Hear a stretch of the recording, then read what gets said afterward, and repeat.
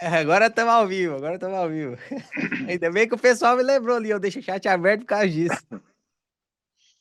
Boa, Aí, boa. Dali, Bom, pode falar. boa noite a todos, né? Eu sou o Pedro Klippel, sou aqui o cara, o sócio responsável pela área de produtos dentro da frente imobiliária da Guardian, tá? Queria primeiro de tudo agradecer o espaço Léo. Antes de começar a gravar, estava começando a comentar aqui da primeira vez que a gente teve contato, né? Eu e o Léo queria falar que essa turma da geração de dividendos, velho, é assim, ela é legal até a hora que você recebe 836 e-mails numa noite, Ctrl+C, Ctrl+V, e eles se juntam aos outros 1000 e-mails que a gente recebe diariamente. E assim, a Marina, que trabalha comigo no meu time, fica desesperada. Então, gente, está funcionando, viu? Continue. É bom arrancar uns cabelinhos brancos da Deu Marina certo também. pra live, né, Pedrão? Deu certo demais, deu certo demais. Mas enfim, independente disso, cara, o que eu queria deixar muito claro é que, né, quando você fala, putz, é uma honra te receber aqui, cara, puta, não, a honra é nossa de ter a oportunidade de ter um contato direto com tantos investidores de uma só vez, tá? Ou, enfim, eu vou entrar em uma contextualização maior de quem eu sou, etc e tal, mas para começar é falar o quanto que é difícil, né, a minha cadeira aqui, tá? Hoje eu tô aqui, eu sou responsável pelo, enfim, vamos chamar assim de desenho de produtos dentro da Guardian, e dentro da minha área também tem as áreas, né, de RI, tá? A área de vendas também e a área de inteligência aqui da gestora na parte imobiliária, tá? E obviamente, né, a gente começou o Gari, né, do zero, tá? Em 3, 4 cotistas, e hoje, fresquinho, direto da fonte, tá? Há 3 dias, o Bulgari bateu 490 mil pessoas aqui dentro, tá? É Então, gente, né? é um, é um trabalho, cara, que ele não é um trabalho que cresce de maneira linear, ele cresce, assim, quase que de maneira exponencial, porque as ferramentas que você utilizava para dar conta, né, de apresentar o fundo e responder todos os investidores, elas não tem como elas ser, a eficiência delas mudou muito, né? Eu não consigo mais usar as mesmas ferramentas e obter os mesmos resultados, tá? Então, a gente trabalha aqui num sistema de constante teste e constante aprendizado, né, de como levar a filosofia do fundo, como levar a nossa filosofia de gestão por trás do fundo, né, aproximar efetivamente o investidor da tese de investimento, que esse é o nosso maior objetivo, tá? E eu vou além, né? A área de produto aqui na Guardian, tá? Ela tem uma importância muito grande no desenvolvimento das teses, quando as teses de investimento começam do zero, e na condução das teses, porque nosso objetivo aqui nós somos um prestador de serviço, e eu tento capturar qual que é a ideia do investidor, o que ele busca quando ele olha para um produto financeiro imobiliário, até porque hoje a indústria ela é repleta, né? Você tem uma prateleira muito cheia de fundos imobiliários, tá? Então é o seguinte, como que eu faço para entender a necessidade desse investidor? Como que eu faço para servi-lo, né? Respeitando, obviamente, né, um contexto técnico de que eu não posso errar, eu não posso fazer uma barbeiragem técnica para atender o investidor, tá? Sim. Então, eu preciso trabalhar dentro de uma premissa onde esses dois mundos eles coexistem entre o que a gente tem de bagagem técnica, tá? Ao longo de eu tenho mais ou menos 20 anos de mercado, tá? Com o que eu consigo fazer de leitura que o investidor tem como necessidade, tá? E tem uma diferença entre o que o investidor quer e o que ele tem de necessidade, tá? Sim. Então, esse desafio de olhar para esses dois mundos e fazer algo que promova um casamento, tá? E que eu consiga atender essas duas frentes ter um nível de tecnicidade dentro das ferramentas de gestão que a gente aplica, tá? Dentro de conseguir entregar algo que seja compreensível para o investidor, tá? E que efetivamente atenda às necessidades dele, tá? Então, a nossa área aqui de produtos, eu já te expliquei, a gente tem algumas ferramentas aqui dentro, né? Eu mapeio basicamente tudo que eu consigo, tá? Sobre o que tem sido falado sobre o Gary. Então, a gente tem uma ferramenta interna aqui que eu mapeio todos os vídeos que soltam para o Gary e tem mais de 1000 views, tá? Onde a gente pega uma transcrição do conteúdo do vídeo, tá? E uma transcrição de todos os comentários e tenta, obviamente, juntar isso com os milhares de e-mails que a gente recebe, né? A gente também viaja e navega TikTok, Instagram, inclusive LinkedIn, tentando capturar um termômetro de percepção e coisas que são, enfim, almejadas pelo investidor ou qual a maneira que ele interage, tá? E isso, obviamente, baliza muito as nossas ações aqui dentro, tá? Então, essa parte da área de produto, né, ela traz insights muito ricos, né, e, enfim, ela atua o tempo inteiro em conjunto, né, com a gestão de back-office, de middle, de front, de novas aquisições do fundo aqui, porque a gente não dá ponto sem nó, entendeu? Quando a gente faz isso, são movimentos, assim, estritamente pensados, tá? Ô, pode falar, Eu pode. ia até, não, eu ia me apresentar aqui, né? Dale, Basicamente, dale. putz, eu sou o Pedro, né? Eu sou o sócio responsável por essa área de produtos que eu expliquei para vocês. A gente tem uma fórmula matricial dentro da área imobiliária aqui, tá? Hoje, onde as principais cabeças trabalham, né? Assim, num emaranhado de funções. Isso parece desorganizado, mas tem uma organização muito grande por trás. Mas essa fórmula matricial faz com que a gente o tempo inteiro respire a mesma coisa entre as cabeças que conduzem os fundos, tá? Antes de estar aqui na Guardian, eu fui responsável pela criação, tá, de um fundo que foi famoso por bastante tempo, que é o BARI 11, né, era um fundo de crédito, tá, de, enfim, operações de laço pulverizado, que a VBI comprou esse fundo e depois ele se juntou, né, aos outros fundos do Pátria. Tá.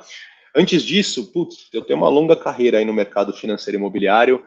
Eu comecei lá atrás trabalhando com shoppings, trabalhei no private equity de shoppings, cheguei a, enfim, a asset manager, como se fosse um diretor de operações aí dentro de uma carteira de shoppings. Era uma carteira muito grande, tá? Numa gestora canadense que é uma das maiores do mundo. Na sequência, eu trabalhei na XP, né? Fui trabalhar com residencial, tá? Então, trabalhei 2 anos na formatação de um fundo de investimento imobiliário que investia em incorporações residenciais de baixa renda, tá? E era um produto de crédito, mas um produto que, enfim, desbravava o Brasil inteiro atrás aí de oportunidades de investimento em incorporações residenciais do Minha Casa Minha Vida. Na sequência, eu fui montar uma área de mercado de capitais numa imobiliária americana que chama Cushman & Wakefield, tá? E eu fui para lá basicamente porque tinha um mandato muito grande naquele momento para vender alguns shoppings da gestora que eu trabalhava anteriormente, tá?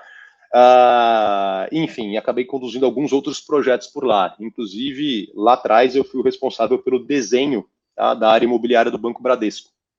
Tá? Então, esse momento aí da Cushman foi um momento assim muito amplo em termos de tipologia de imóvel. Então, eu estruturei crédito, eu estruturei operações de galpão, apesar do mercado de galpão naquela época ainda estar um mercado bastante incipiente, estruturei deals de shopping, tá? E fiz algo que é montar uma área imobiliária num banco que era dos top 3 maiores bancos do Brasil e que tinha um patrimônio estimado de 22 bilhões de reais em imóvel naquela época, tá? Na sequência, como eu falei para vocês, eu fui montar a Barigui, a gestora, tá? E, enfim, me juntei aqui na Guardian logo no comecinho. Eu vim para cá inicialmente para montar, né, a área de crédito imobiliário, tá? Apesar de ter um longo histórico aí trabalhando com tijolo na minha carreira. E, obviamente, né, quando a gente fala de uma gestora que estava começando lá atrás, você tem na cabeça de dono, você cobra escanteio, cabeceia, você vira zagueiro, de repente você está botando as luvas na mão, indo para o gol, né? Você faz um pouco de tudo. E isso também, essa cultura, né, de, enfim, sócios bastante sêniores aqui na Guardian, faz com que essa fórmula matricial, todo mundo, assim, pelo menos saiba fazer tudo, tá? Não que todo mundo faça tudo o tempo inteiro, mas todo mundo sabe fazer tudo, tá? Então, hoje aí eu compartilho, né, a gestão da parte imobiliária aqui junto com os outros dois sócios, que é o Antônio Lopes, o famoso Tony, tá? E o Julian. Enfim, a gente tem hoje lá dentro quase 5 bilhões de reais, tá, em ativos sob gestão. Tá? O maior fundo é o Gari, com 2,7 bilhão. A gente tem outro fundo listado, que é o Game 11, que é um fundo de papel, tá?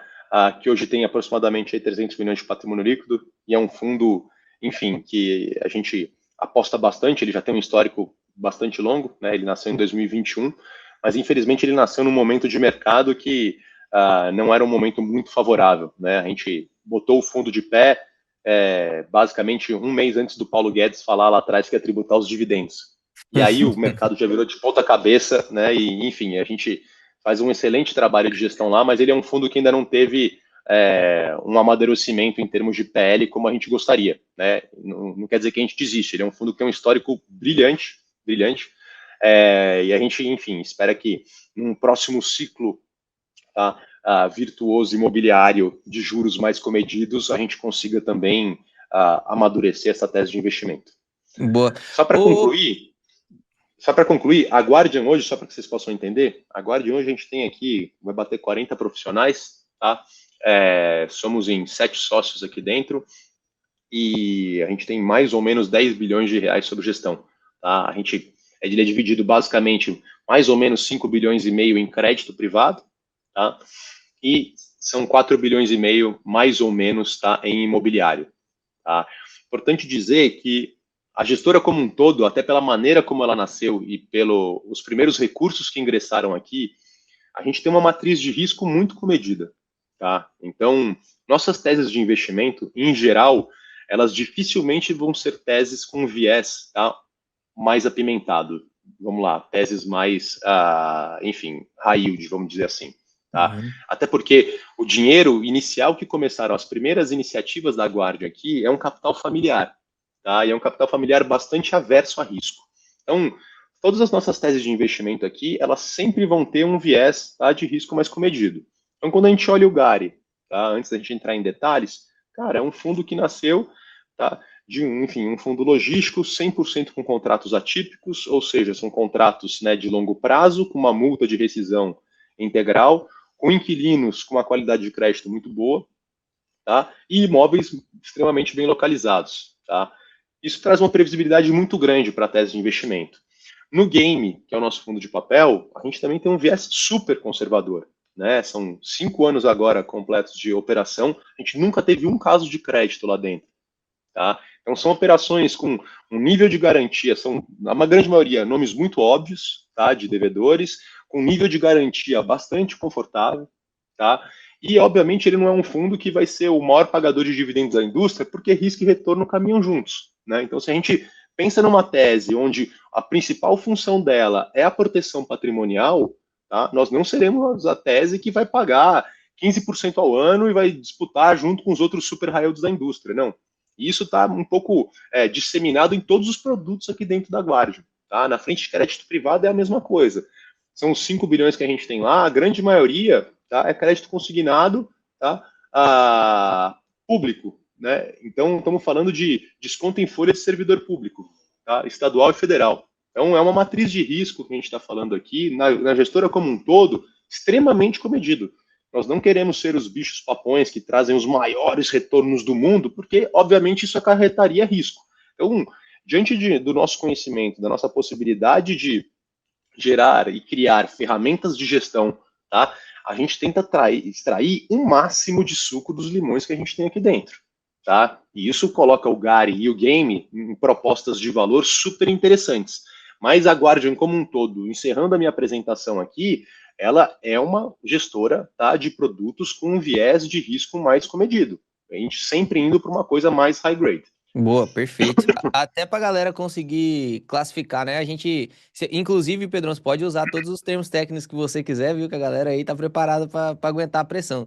Eu até queria perguntar pra você, já que você apresentou da Guardian, o primeiro fundo da Guardian, fundo imobiliário, foi o Galg. Aí Foi o Galg. depois ele se transformou em Gari antes do Game 11 nascer. Não, Aí o Game não. 11 O Galg nasceu, depois veio o nasceu. Gari. Isso, o Galg nasceu em 2020, tá? O IPO dele foi na virada de 20 para 21 e o game já nasceu em 21. Entendi.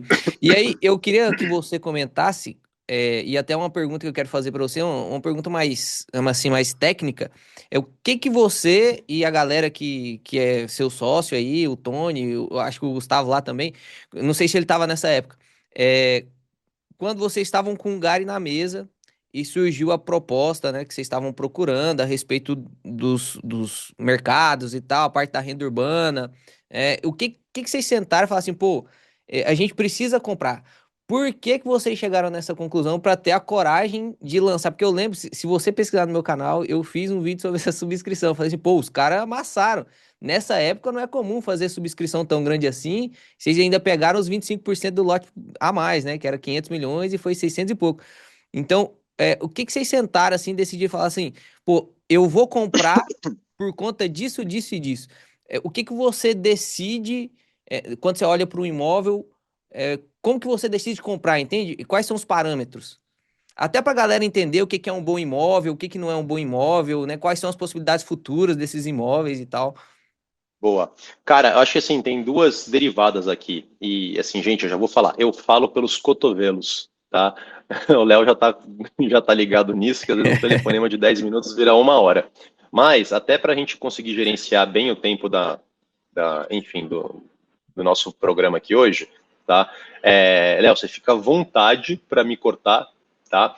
Até porque essas perguntas, cara, o meu objetivo aqui era abrir uma latinha aqui e a gente ficar num clima bastante Você tem tranquilo duas, para três que eu horas aí. pudesse para que eu pudesse falar para vocês assim no mínimo do mínimo detalhe de como tudo começou, tá? Então essa primeira pergunta, cara, primeiro ponto, o que a gente pensou quando tinha lá Galg e resolveu comprar a renda urbana e depois fazer o Gari, tá? Essa é uma primeira resposta que eu preciso trazer. Na sequência, o que eu olho quando eu compro um imóvel, tá? Ou quando eu faço uma operação? Eu chamo de operação porque quando eu faço uma operação, eu não olho somente o imóvel, tá? Eu olho o inquilino, eu olho o perfil de contrato, tá? Eu olho o nível de garantias que eu posso trazer, tá? Para um contrato de aluguel muito longo. Se Top. somente eu analisar o risco de crédito desse inquilino não for suficiente, tá? E isso já teve vários casos aqui dentro, tá? Mas vou começar lá por trás. O que acontece? O Galg nasceu de 6 imóveis logísticos, todos eles com contratos atípicos de locação de longo prazo, tá? Com multa de rescisão integral. O que isso quer dizer? Tá? Se houver qualquer descontinuidade do fluxo ou descumprimento, tá? Ou não cumprimento de alguma cláusula contratual, seja por parte do inquilino, tá? Ou do proprietário do imóvel, tá? Essa, digamos assim, esse não respeito a alguma cláusula, ele pode acarretar, tá, no gatilho de uma multa de vencimento antecipado. Tá? E quando eu falo que ela é integral, significa o quê? A multa vai ser todos os aluguéis de ali, daquele momento, até o término do contrato. Tá?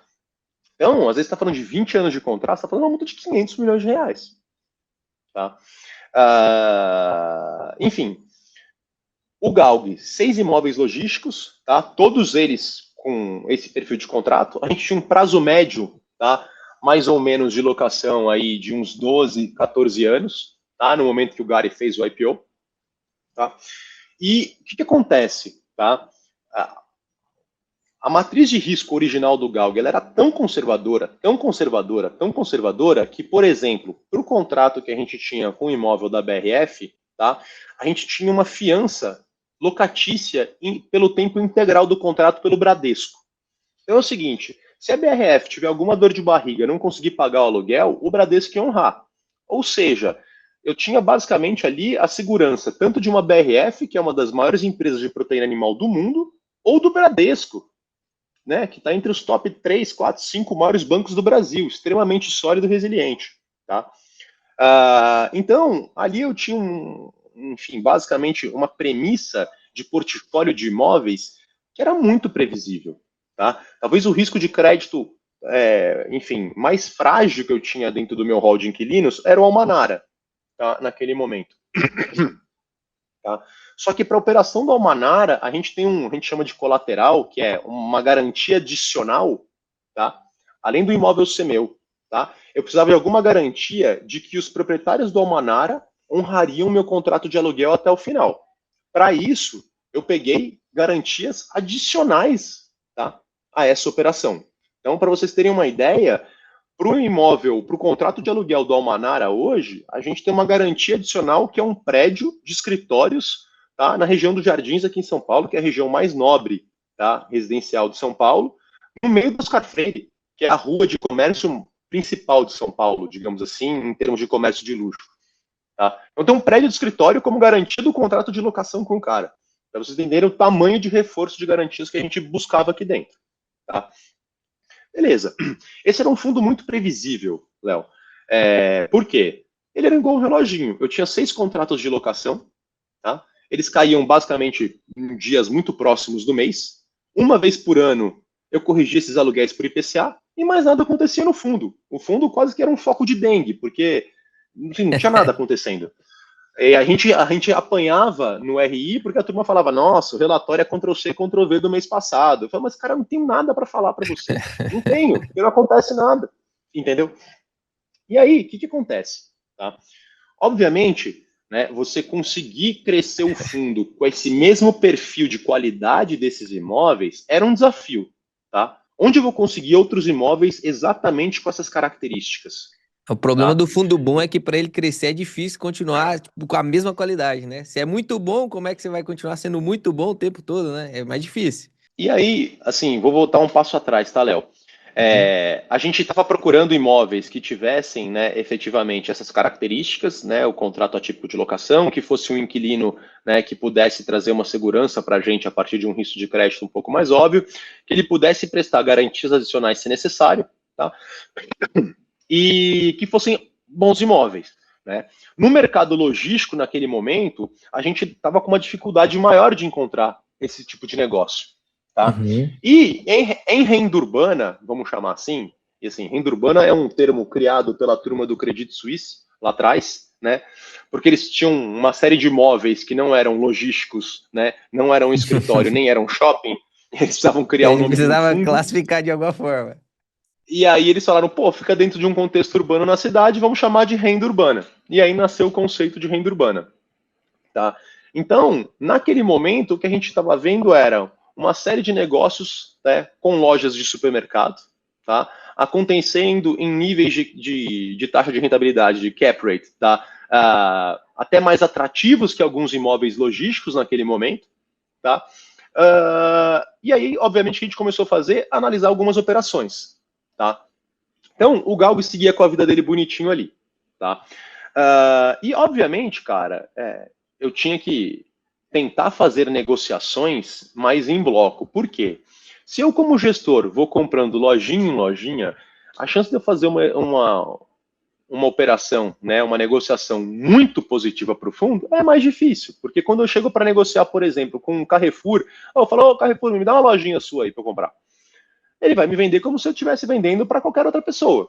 Né? Isso é diferente de eu falar assim, ô Carrefour, vamos negociar um portfólio seu de R$ 1 bilhão, tá? Quando a gente trata, né, operações com portfólios maiores, cara, a gente equilibra um pouquinho. O Carrefour Brasil, ele é incrivelmente maior do que o Gari.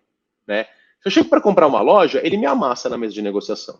Né? Se eu chego para comprar um portfólio de R$ 1 bilhão, a gente nivela um pouco mais esse poder de barganha na mesa de negociação e eu consigo trazer deals mais atrativos para o fundo. Sim. Tá?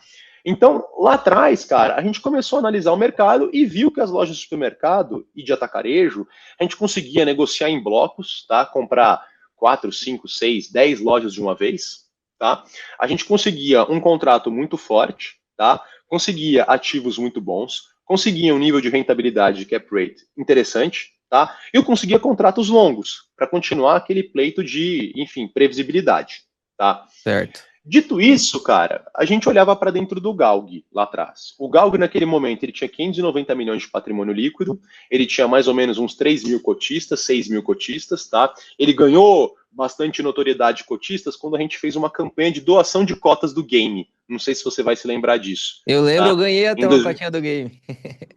em 2022, a gente fez uma campanha de aniversário da Guardian, tá? E a gente, enfim, doou cotas do fundo, a gestora comprou as cotas na tesouraria dela, tá? Usou o dinheiro da própria gestora, do caixa da gestora, não tem nada a ver com o caixa do fundo, tá? E comprou. E qual que foi o racional de fazer isso, Léo? O racional de fazer isso foi, cara, você imagina que se fundo imobiliário fosse mostarda, tá? Vou fazer uma analogia aqui. Imagina se fundo imobiliário fosse mostarda. Você chegou no supermercado, entrou no corredor de mostarda e você quer comprar uma mostarda. O que acontece? Na faixa dos teus olhos, na faixa do seu nariz, na faixa do seu peito, são as marcas de mostarda mais tradicionais. Né? Você vai ter Hellmann's, vai ter Heinz, você vai ter Hemmer, você vai ter estas marcas que detêm, né? Ela tem um poder de barganha de negociação com o supermercado e ela ocupa as principais faixas. Você é uma mostarda nova. Você fala assim, pô, tem uma receita de mostarda espetacular, veio da minha família lá da Alemanha de Düsseldorf. Vou fazer aqui. Você vai passar 3 anos negociando no supermercado só para ele te dar um pedacinho da prateleira lá no rodapé. Tá? E aí ele vai botar lá. E aí todo dia entram consumidores nesse mercado e olham para as mostardas. Cara, quem vai olhar para o rodapé? Ninguém, tá? As pessoas vão nos nomes mais óbvios, ou numa proposta de valor, a mostarda que está em promoção, Sim. tá? Se ela não está numa data de validade, se ela já não está vencida, tá? Mas a ideia de doar a cota é, pô, a gente tem um produto muito bom, a gente tem uma filosofia muito interessante. A gente já tinha no Galg e no Game um portfólio de ativos, cara, muito espetacular, tá? Por que não chegar e fazer uma ação que a gente chama de degustação, tá? No corredor do supermercado, para que a pessoa consiga se dar a oportunidade de ver aquela mostarda que estava lá no rodapé, tá? Então, assim, doar uma cota do Game, ela tem exatamente o mesmo racional. De repente, assim, você nem olhar para o rodapé. Aí você provou aquela mostarda, falou, uai, que trem bom, sou.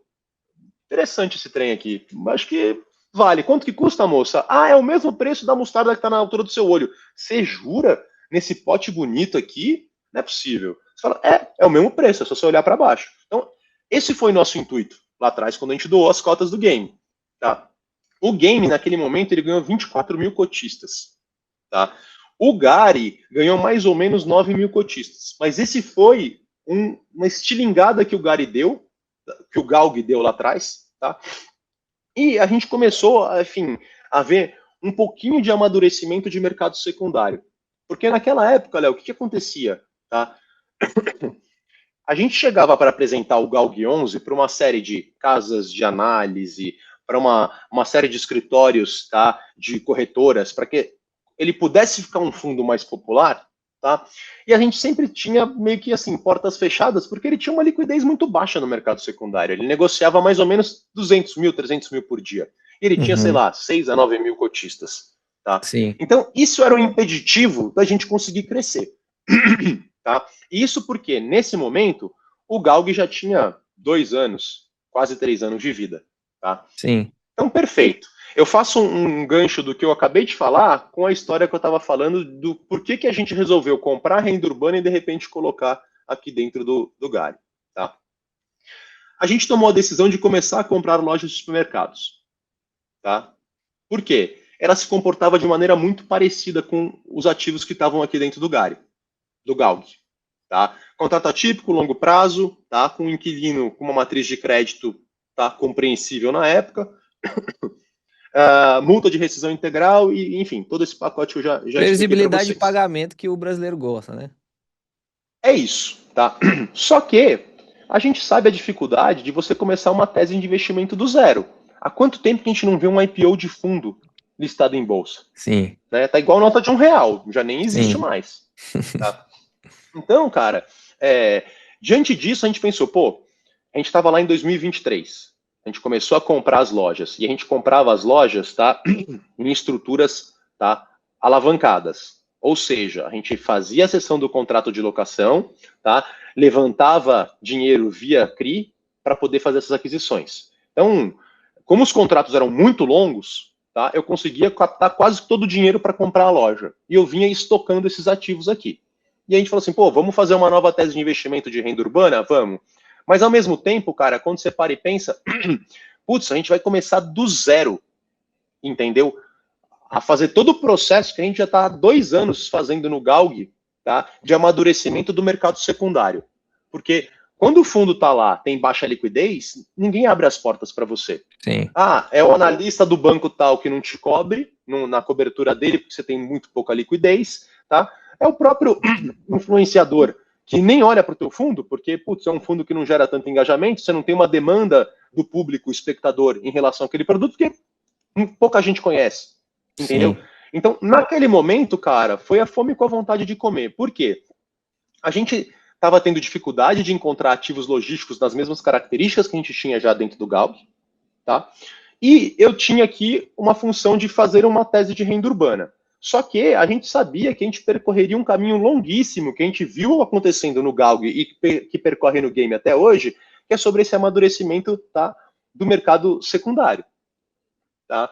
Então, ali naquele momento, falou assim, pô, se eu trouxesse esse portfólio de renda urbana para dentro do Galg, o quanto que eu estou mudando efetivamente a tese do fundo? Porque eu estou trazendo um ativo que, apesar da tipologia ser diferente, ele tem um comportamento completamente análogo aos contratos de locação dos galpões que eu tinha antes.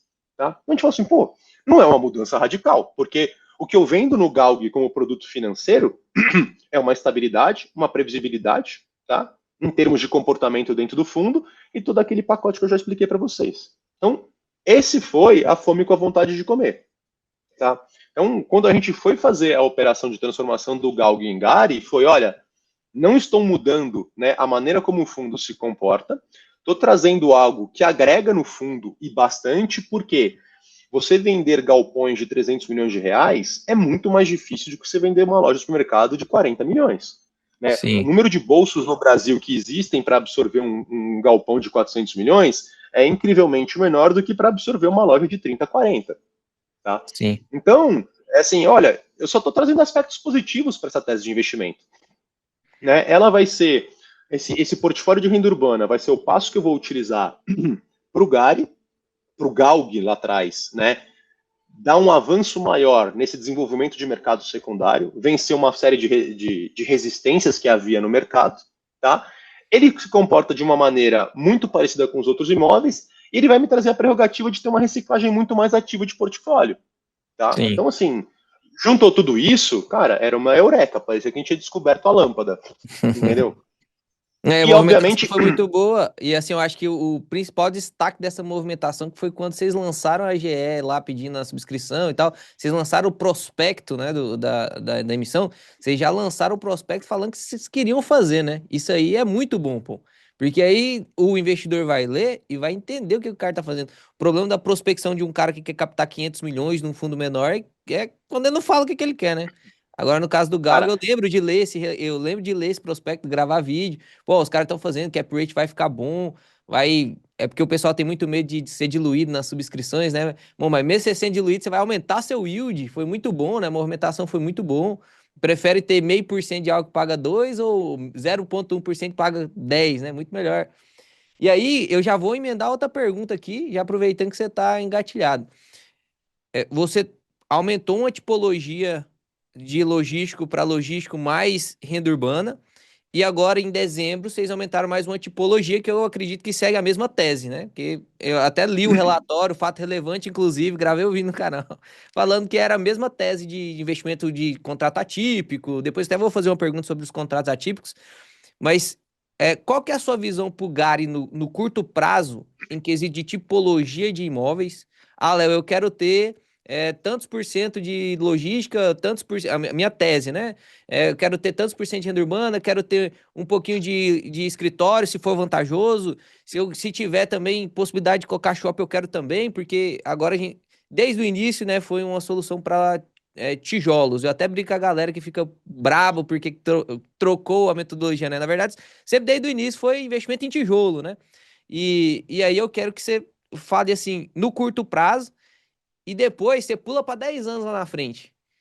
Eu sei que é meio difícil fazer essa 10 anos, é muita coisa, né? Mas mais ou menos assim, como que é o ideal que você gostaria que o Gari fosse em tipologia de imóveis? Eu sei que você sempre vai escolher o melhor, mas só um esqueletinho. boa, vamos lá. Cara, a gente já vem colocando isso, né? Eu venho tentando reforçar bastante isso nos relatórios desde que a gente encerrou essa última emissão de cotas, tá? Houve dois negócios no âmbito dessa última emissão de cotas, tá? Que saíram um pouco do que efetivamente a gente fazia, tá? O primeiro é uma estreia de uma nova tipologia, mas você, enfim, acertou na risca. Cara, foi um negócio totalmente de oportunidade, tá? Em que eu tinha um ativo que tinha um comportamento exatamente análogo ao comportamento dos outros imóveis que eu tenho aqui dentro. Tá? Então, eu comparo este prédio mais ou menos como se ele fosse um galpão, tá? Da maneira como ele se comporta aqui dentro do Gari. E por que isso? Tá? O que a gente encontrou aqui é uma sinergia muito interessante e muito positiva entre logística, tá, e renda urbana. Onde logística você tem uma contribuição maior em termos de carrego, ou seja, enfim, a contribuição de resultado que você tem de maneira recorrente, tá, para o fundo. Tá? E a parte de renda urbana, tá?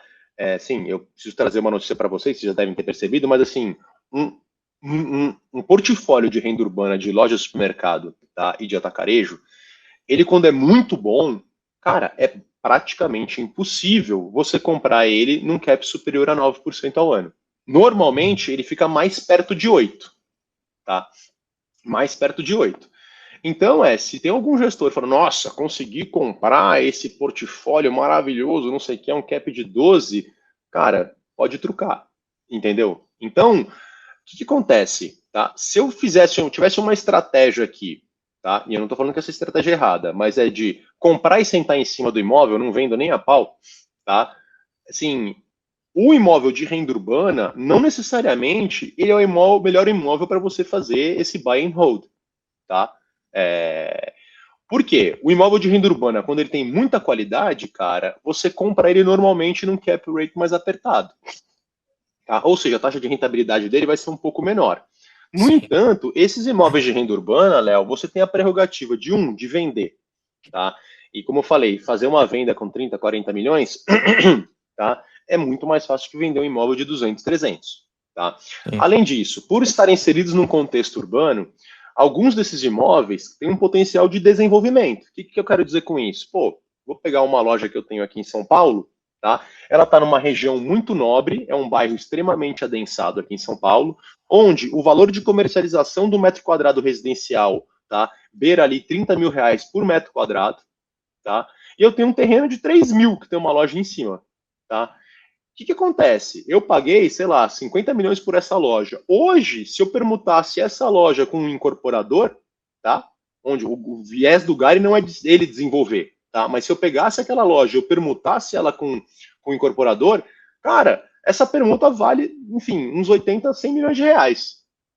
É tirar Entendeu? lucro da onde o povo não tá vendo, né? Exato. Então é o seguinte, por que é legal essa sinergia entre os galpões com a parte de renda urbana? É porque nos galpões você consegue trazer estruturas de investimento que tem um carrego maior, tá? Em imóveis muito bons, tá? E na parte de renda urbana, os imóveis bons, tá? Você vai trazendo um cap mais apertado. Mas você tem algumas ferramentas de gestão que você pode utilizar para extrair mais suco disso, tá? E entregar uma gestão mais ativa, tá? E ainda assim, tá? No dia a dia, você ainda consegue permanecer com aquelas características originais do fundo, porque os contratos, os imóveis de renda urbana são contratos atípicos, ou seja, eles têm muita previsibilidade. Eu não tenho vacância, tá? Eu, sim, até então não tenho inadimplência, tá? É natural que você não tenha inadimplência, tá? Então, assim, eu consigo respeitar aquele core business do fundo, tá? Mas eu consigo o tempo inteiro extrair mais valor. Tá? E vou gerando, né, alfa em cima disso, como a gente fala, porque se eu esperasse somente a renda daquele imóvel, é uma renda que começa em 8 e vai sendo corrigida pela inflação. Tá? Sim. De repente, eu consigo fazer uma venda num cap abaixo do que é o cap que eu comprei. Para quem que eu vendo? Cara, a gente tem vendas para pessoa física, a gente recebe muita proposta para poder vender nossos imóveis, mas muita, muita, muita. Entendeu? Eu consigo vender para um incorporador, eu consigo fazer, enfim, vários tipos de desinvestimento. Tá? Sim. Aí bate uma tierzinha de 18 lá no ano, né? Exato, exato. Eu consigo antecipar isso, reciclar meu capital e fazer de novo. Aí você me Sim. pergunta, pô, Pedro, é infinito esse potencial? Aí eu te falo, não é infinito, ele é finito, né? Ele é finito, tá? Por quê? Putz, quantas lojas eu vou conseguir comprar que tem potencial de desenvolvimento e eu consigo uma pergunta dessa? Puta, é finito, né? Sim. Ah, quantos varejistas hoje têm um risco de crédito impecável que eu possa fazer uma operação dessa e ficar tranquilo? Também é finito. Né? Então, a gente sabe que faz isso uma, duas, três vezes, mas assim, não dá para perpetuar isso. Tá? Então, o que a gente obviamente está tentando trazer aqui, quando eu falo de visão de médio e longo prazo, tá? No curto e no médio prazo, Léo, nosso objetivo é ter, né, como âncoras do Gari, logística e renda urbana, tá? E esses Boa. vértices equilibrados, tá? Boa. Até o momento que eu não encontrar mais portfólios muito interessantes para poder fazer esse play mais dinâmico com renda urbana, tá? Beleza. A parte de office, cara, foi uma negociação, foi um negócio que a gente fez totalmente oportunístico. Por quê? É um imóvel de padrão espetacular, tá? Ele tem um contrato atípico, tá? De 15 anos. Eu tenho um inquilino que é extremamente resiliente, é uma das principais incorporadoras barra construtoras do Brasil, Tá? Esse imóvel foi desenhado por ele mesmo para ele, tá? Ou seja, tem todas as características que ele precisa para estar lá. Ele está numa cidade, tá? Que tem um mercado de escritórios, tá? Tem um contexto no mercado de escritórios bastante interessante. Quando a gente pega aqui no Sudeste, cara, Rio de Janeiro tem uma série de problemas, tá? Em relação ao mercado de escritórios, tá? Ao mesmo tempo que na Zona Sul você tem alguns valores de metro quadrado bastante interessantes, cara, ao passo que no centro do Rio de Janeiro hoje, você tem imóveis comerciais sendo vendidos para incorporadoras, tá? De baixa renda, onde ela retrofita e vende comunidade residencial, entendeu? Então, quando eu penso no Sudeste, cara, Belo Horizonte passa a ser o segundo mercado, tá, de escritórios para gente, quando a gente olha isso, tá? E quando eu penso nesse ativo do MRV, cara, ele está num bairro que é um dos vetores de crescimento da cidade. O bairro do Buritis ali, ele está a 3 quilômetros, um pouco menos, do BH Shopping, né, que é o maior shopping de Belo Horizonte, tá, um dos shoppings mais antigos da Multiplan. Tá? E o BH Shopping, ele já está numa região da cidade que é onde você está tendo a ebulição de incorporação, tanto residencial quanto comercial. Então, cara, assim, é um negócio que ele preenche absolutamente todos os pré-requisitos. É um super negócio. E outra, a gente trouxe ele numa estrutura financeira, tá? Que eu tenho, enfim, basicamente aí uma rentabilidade acima da rentabilidade que o fundo paga para o cotista dele. Tá? Sim. Então, assim, eu fui o mais CDF possível. Não tinha como negar esse negócio. Tá? Sim. Beleza. Isso quer dizer que eu vou sair comprando, né, prédio de escritório que nem louco? Negativo. Nosso objetivo de curto e de médio prazo, tá, é renda urbana e logística, as duas âncoras do Gari. Então, se eu pudesse fazer um exemplo hipotético, vamos supor que eu travasse 10% de exposição a office, tá? É hipotético, tá? E eu Uhum. vou ter 45 renda urbana, 45 logística. Esta é a nossa meta. Só que, puta, nem sempre você consegue andar. O fundo é um organismo que está em constante transformação, tá? Então, quando a turma olha e fala assim, nossa, meu Deus, isso aqui, eu falo assim, cara, a fotografia do Gari hoje, ela é uma fotografia passageira. E assim, já adianto. Tá? Ah, mas Pedro, por que ele é passageira? Porque, putz, obviamente, eu não tenho um conforto, né, de falar que o Gari, nesse momento, é um fundo que já está completamente maduro, porque ele não está completamente maduro. Ele é um fundo que está, tá? Não tem, são pouquíssimos os fundos de tijolo, pouquíssimos, talvez assim, dois, três no máximo, que já estão num patamar de amadurecimento maior. Tá? Em termos de pulverização de inquilino, de pulverização de concentração em região, etc. e tal. Tá? E mesmo os grandões mais famosos, você fala assim, pô, o fulano de tal tem uma concentração muito grande lá em Minas Gerais. Entendeu? Sim. Você fala assim, puta, beleza, se o mercado de Minas Gerais de repente ficar super saturado, o que acontece? Puta, o cara vai sofrer. E dessa forma, cara, obviamente, quando eu olho aqui, eu tenho uma exposição a Carrefour de 38%, né? Apesar de o Carrefour ser o melhor varejista, tá, do Brasil em termos financeiros. Dois, né?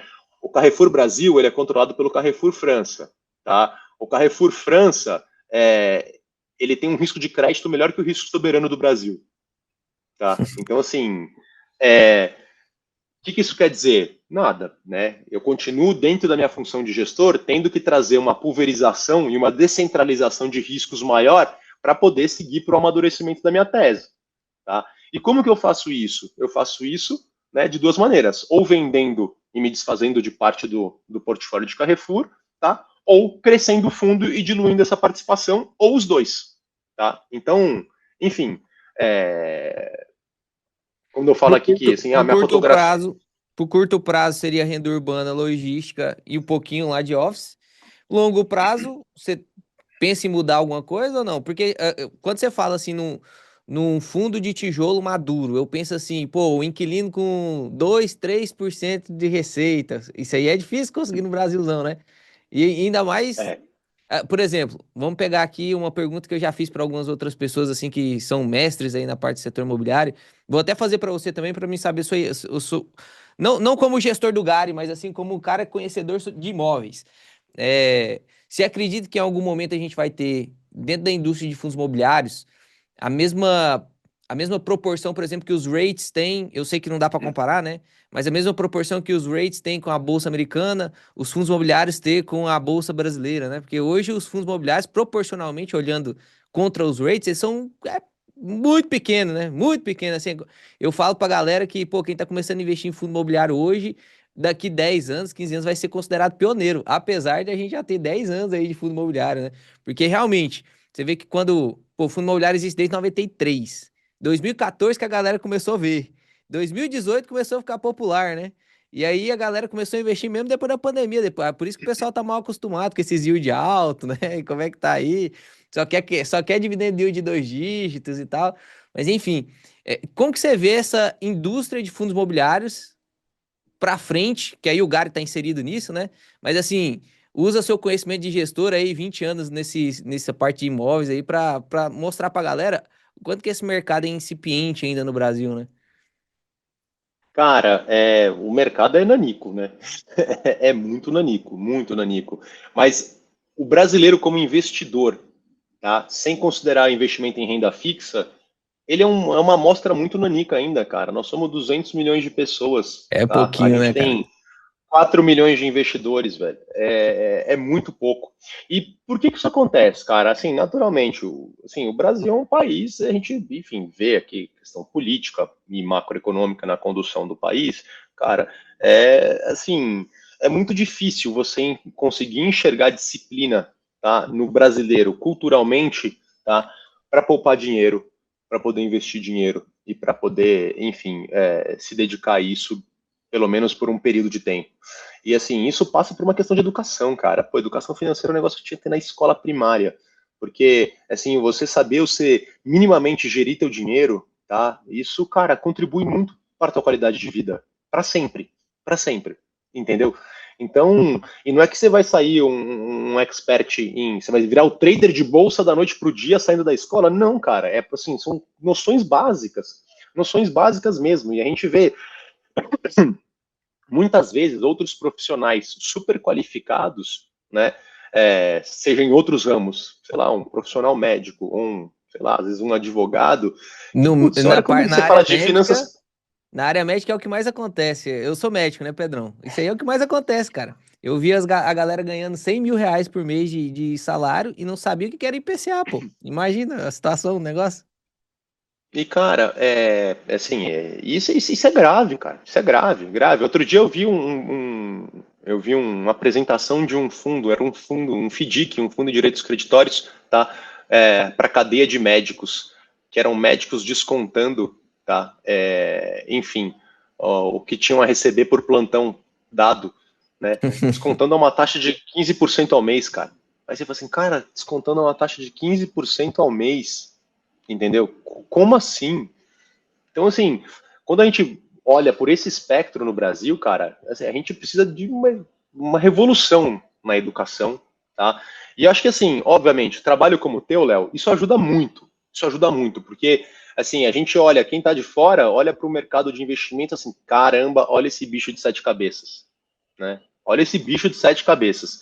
Só que, cara, quando você vai tateando aos pouquinhos, etc e tal, e você tem o apoio, e você vê que tem mais gente na mesma situação que você, no mesmo patamar de conhecimento, você se sente parte disso, e você se permite ir um pouco a mais, entendeu? Então, quando a gente pensa assim, em estrutura, mercado brasileiro difícil, chegar ao dos REITs, cara, é muito pouco provável, por uma questão educacional. Mas isso quer dizer que a gente vai continuar desse tamanho? Não, a gente vai crescer e deveria crescer muito, tá? Até porque, desde a pandemia, cara, a gente tem hoje, tá, um movimento, enfim, que ele, de alguma maneira ele é preocupante, tá? Que é o seguinte, putz, depois que da pandemia, que as pessoas pararam de ir até o banco, agência física, tá? E começaram a brincar com o celular, com o banco na palma do celular e fazer tudo por app, né, a poupança perdeu muito espaço para o CDB com liquidez diária. Tá? E a poupança, cara, ela é o principal veículo de financiamento imobiliário no Brasil. Tá? Então, a gente começa a ter um momento agora que, assim, vai ser necessário pensar em uma nova maneira de trazer saudabilidade para o mercado imobiliário como um todo, tá? Porque você tem a principal funding dele começa a perder força. Obviamente, a gente está num momento de juros super alto há bastante tempo, ô Léo. Então, assim, é incomparável. A poupança rendendo lá TR mais 6 e o CDB do banco rendendo 15% ao ano.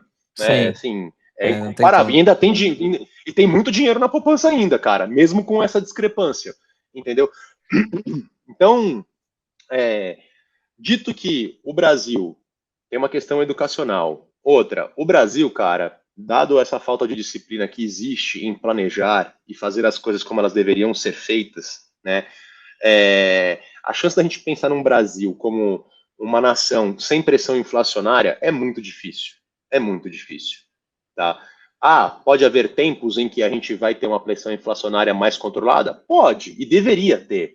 Tá? Mas, pensando num cenário um pouco mais amplo de como o Brasil funciona como povo, como cultura, tá? Como política, é, é muito complexo esse xadrez. Tá? Então, o Brasil ele tende a ser um país que vai ter uma taxa de juros mais elevada. E, obviamente, quando você tem uma taxa de juros mais elevada, todo o arcabouço de renda fixa, né, ele passa a se tornar um negócio super atraente. Né? Você está de braço Sim, cruzado, você é um rentista. Hoje, o dinheiro no banco sem nada de risco, cara, rende 15% ao ano, ou com muito pouco risco. Entendeu? sim, Então, assim, você pensar em produtos, né, que vão correr outro tipo de exposição a risco, que vão ter mais trabalho, etc e tal, esses caras, enfim, eles vão ter sempre a concorrência da renda fixa. Então, na sim. minha humilde opinião, a gente vai crescer muito como mercado? Sim, vai, tá? Sim, vai, mas acreditar que em 10 anos, 20 anos a gente vai estar no tamanho dos REITs, a não ser que a gente tenha alguma mudança muito grande de arcabouço regulatório, provavelmente fiscal, né? Para a gente chegar mais perto dos caras, porque o percentual de Sim. investidores da população americana em REITs é um negócio que assim é praticamente inimaginável da gente pensar no Brasil. Que loucura. Beleza, boa. Bora entrar então para uma parte mais profunda do Gary aqui agora. Uma coisa que a galera tem muita dúvida.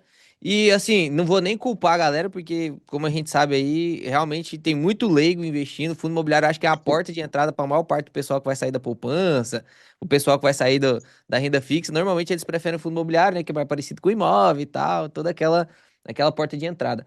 E aí eu queria fazer uma pergunta para você, cara, sobre a estrutura que vocês montaram. Se você quiser, eu posso até compartilhar aqui o documento, aqui, o relatório gerencial, para caso você queira usar para explicar, sobre a estrutura de fundos que o Gari tem no seu guarda-chuva. Toda vez que vocês vão fazer uma compra, vocês usam essa estrutura. E aí eu quero que você explique o motivo, né, do porquê usar essa estrutura, por que que essa estrutura é vantajosa e as próximas compras que virão. Se vai ser dentro dessa estrutura, se vai ser compra direta, e se vocês conseguem comprar novos imóveis e jogar dentro dessa estrutura que já existe. Ou o guarda-chuva sempre vai aumentando, entendeu? Você Uhum. quer que eu compartilhe o relatório ou não precisa? Pode compartilhar, até para a turma ficar, enfim, um pouco mais contextualizada. Boa. Então vou meter bronca aqui, hein? Deixa eu abrir aqui o relatório. Dá até uma Boa. alegria quando você vê um relatório que tem mais de 10 páginas, porque hoje em dia o pessoal não tá querendo mais escrever, né? E, cara, a gente é criticado amargamente porque nosso relatório virou uma bíblia. Eu Isso é falei, bom pode demais, criticar, cara. cara. Vai ter Antigo e Novo Testamento a partir de agora. Bom demais, bom demais. Então tá aqui a estrutura do Gari. Aí que vocês trouxeram até uma historinha do Gaug pra virar Gari, né? Enfim, as compras. Aí vamos pegar essa parte da estrutura aqui. O porquê que o Gari. Porque hoje mesmo, de propriedade do Gari, inclusive quando a gente abre lá o informe mensal estruturado, a gente vê como os imóveis que estão dentro do Gari é apenas esses três. Que é o BAT lá de Souza Cruz e os dois Air Liquid. E o restante é basicamente tudo através de outros fundos, né? Por que que vocês fazem isso? Vamos lá. Não tem uma única explicação para isso, tá? É um contexto um pouco mais amplo, tá, Léo? Manda Mas bronca. isso é basicamente uma ferramenta de gestão nossa aqui, tá? Diante da maneira como que o fundo, o Gari 11, foi se desdobrando, tá? O primeiro ponto aqui, eu vou trazer como exemplo, tá? Tanto o Artemis 22, tá? Quanto o NSI 59, tá? Que estão debaixo da vertical de renda urbana, eles são fundos que foram originados, tá? De deals grandes de uma paulada só, tá? O NSI 59, a gente fez a compra de Carrefour, tá? Então a gente já colocou ele diretamente, tá? Dentro de uma estrutura apartada, porque essa foi uma aquisição que a gente fez uma estrutura de capital híbrida, né? Eu botei um Uhum. pouco de capital próprio, tá? E eu fiz um CRI, fiz uma alavancagem ali em cima do contrato atípico de locação, fiz um CRI casadinho, tá? De mais ou menos quase 50% do valor do negócio, tá? E aí você me fala, pô, mas por que você fez isso debaixo de um fundo exclusivo e não fez isso dentro do Gari? Cara, a primeira questão é, eu fiz esse CRI, né? A estruturação de uma operação de CRI como essa, cara, não é um negócio tão trivial, é um negócio de alguma maneira complexa. Por quê? Você estrutura, né, um produto de renda fixa, né? Você contrata um distribuidor para poder distribuir esse CRI para você, tá? Ou seja, levar ele até investidores, tá? Sim. E isso, cara, custa dinheiro, tá? Isso custa tempo, tá? E se eventualmente, vou trazer um exemplo aqui para você, Léo. Eu tô nessa estrutura, tá? E de repente eu sou abordado para fazer aquisição de um portfólio muito interessante que está passando agora aqui num preço super atraente, tá? E vamos supor que eu tô sem caixa, tá? Cara, se eu resolvo vender algum imóvel, tá? Do FIA nesse 59 para poder fazer frente a esse caixa para comprar um novo imóvel, tá? Eu vou ter vencimento antecipado da dívida lá, tá? E às vezes eu me desfazer de um imóvel que, pô, cara, é um imóvel que me interessava, eu não estava no momento de vender ele, tá? Uhum. Quando eu tenho a estrutura do fundo, tá? Eu poderia vender, por exemplo, 49% do nesse 59. Eu gero caixa, tá? Eventualmente eu posso fazer isso com uma obrigatoriedade não, com uma opção de recompra, tá? E aí eu levanto o caixa para poder fazer a aquisição, tá?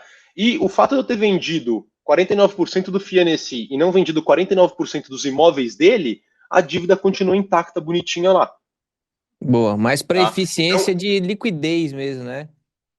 isso. Além disso, cara, por exemplo, numa questão futura, por exemplo, tá? Eu poderia, por exemplo, tá? Vender o fundo inteiro para um outro gestor, tá? Fazer um processo de alienação, tá, do fundo e eu acabo vendendo, né, o fundo inteiro para esse outro gestor ou para, enfim, algum outro investidor. Enfim, eu não tenho que fazer a venda picada dos imóveis. E aí, o que isso pode te beneficiar, Pedro?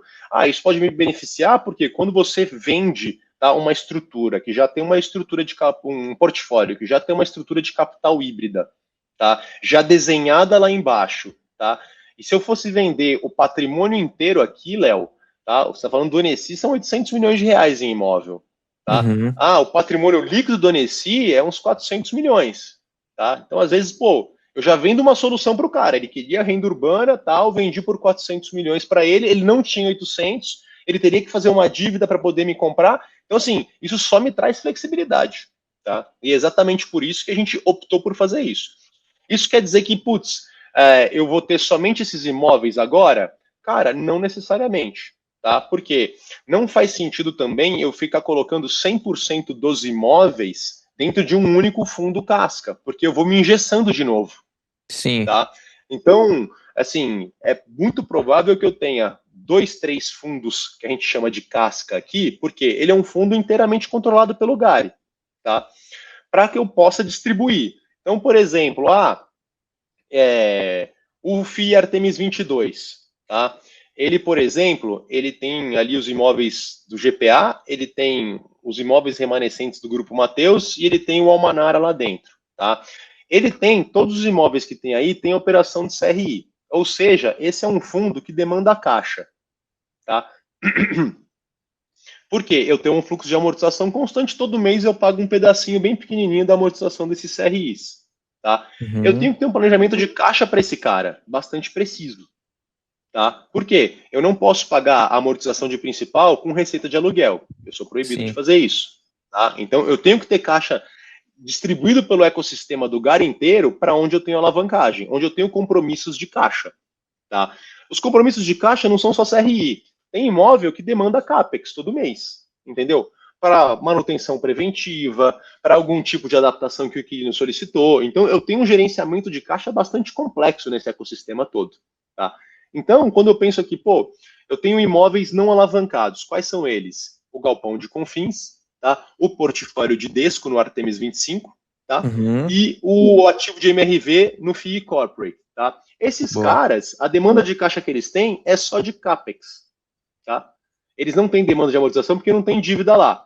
Então, assim, dificilmente eu vou misturar um ativo alavancado dentro de um fundo que tem ativos desalavancados, porque eu vou complicar ainda mais a minha gestão de caixa.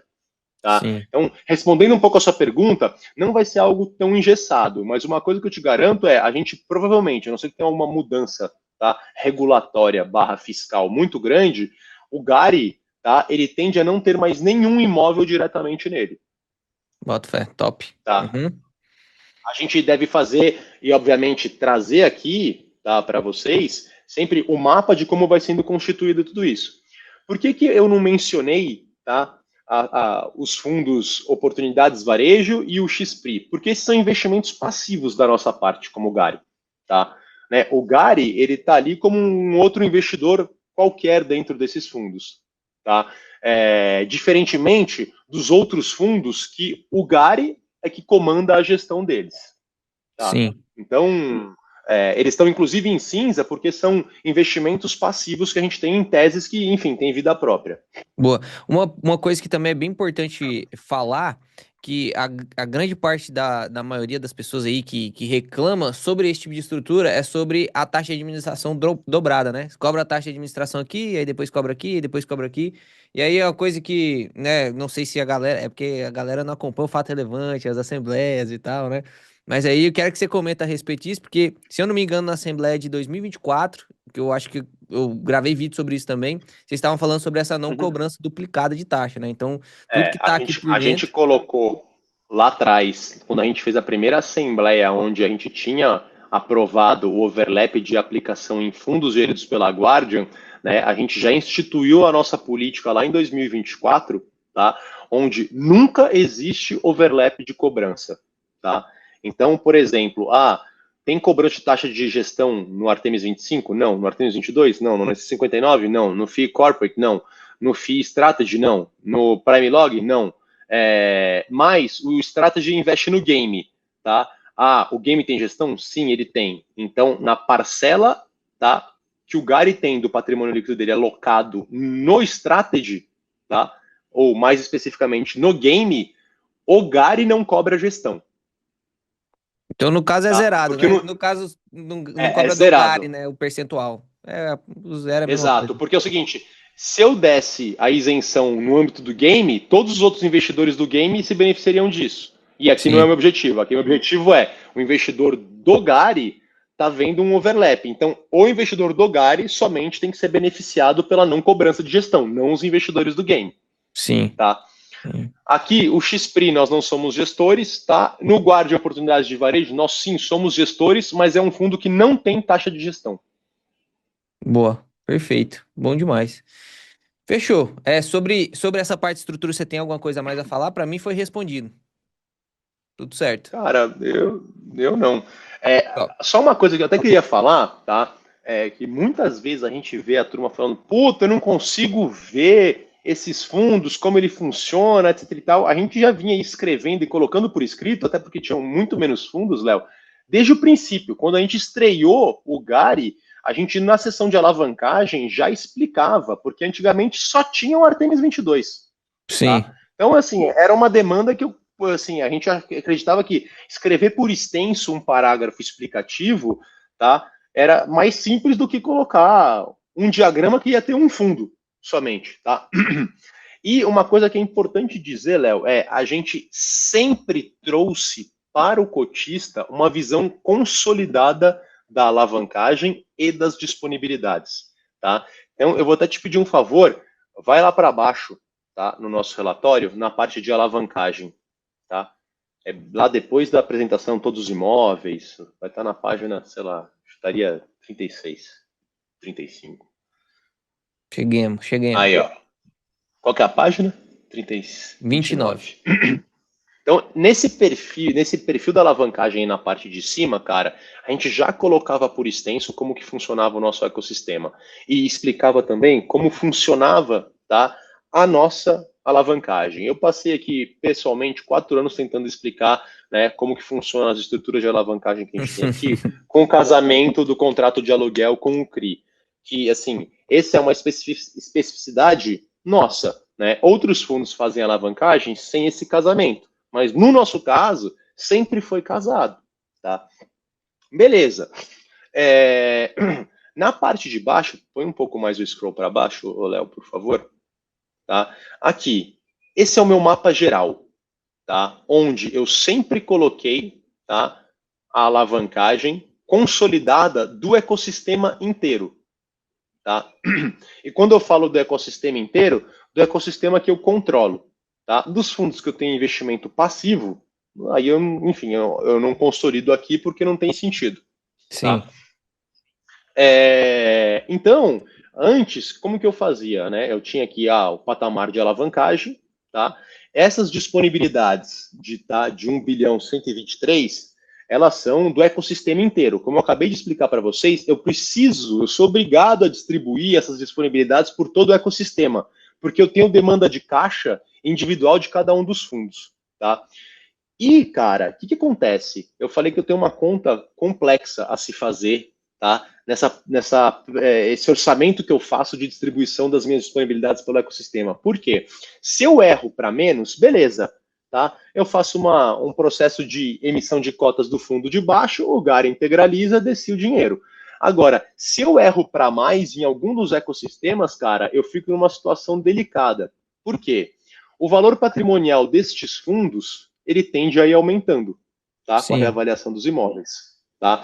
E aí, por exemplo, vamos supor que eu cheguei e botei muito caixa no Artemis 22, tá?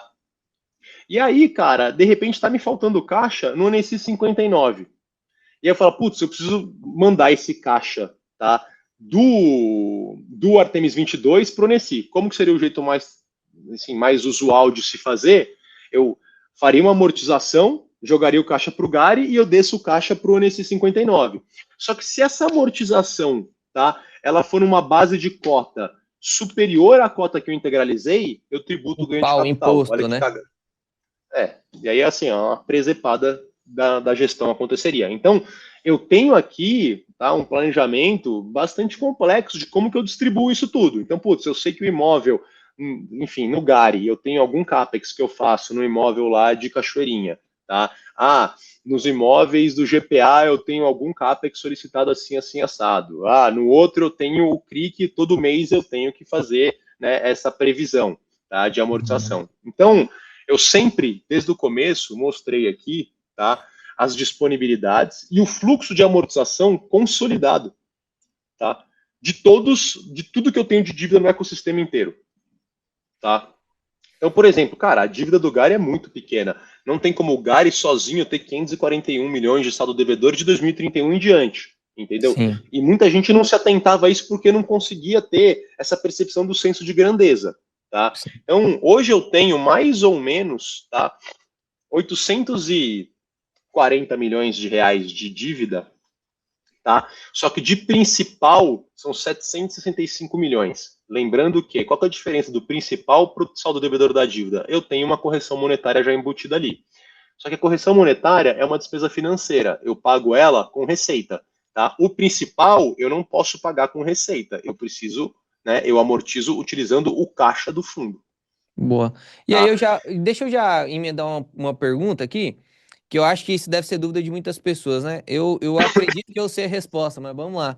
Se vocês têm tanto caixa e têm uma dívida menor do que o caixa, por que não quitar a dívida? Qual que é assim, o racional para não usar o caixa que está a dívida? Porque a alavancagem, beleza, a alavancagem está negativa, a líquida, mas a bruta existe a alavancagem. Por que não quitar? Acredito que eu sei o porquê, mas enfim, se você quiser explicar. Essa é uma baita questão que Ô muita gente não Pedrão, entende. a sua câmera Oi. desligou. Opa. Será que é minha internet aqui? Pera aí.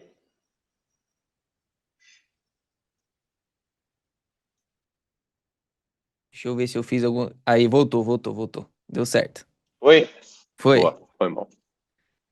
É, cara, vamos lá. Como eu falei para você, passei 4 anos tentando explicar, né, o casamento da minha dívida e não foi suficiente. Beleza. O que a gente começou a fazer? Tá?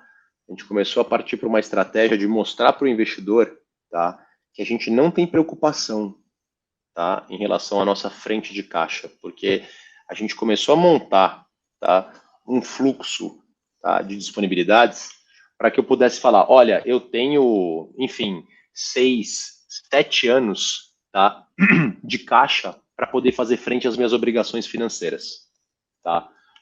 E ainda assim, Léo, não foi o suficiente, tá? A turma olhava lá, a alavancagem ia para 30%, eu estava mostrando que eu tinha 7 anos de cobertura das minhas obrigações financeiras, sendo que minhas obrigações financeiras, como elas são casadas com um contrato de aluguel, eu tenho um contrato de aluguel de 25 anos, entendeu?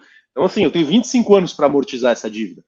Sim. O Então, pessoal tem medo a, demais de a, alavancagem, né? A palavra alavancagem dá é, um arrepio.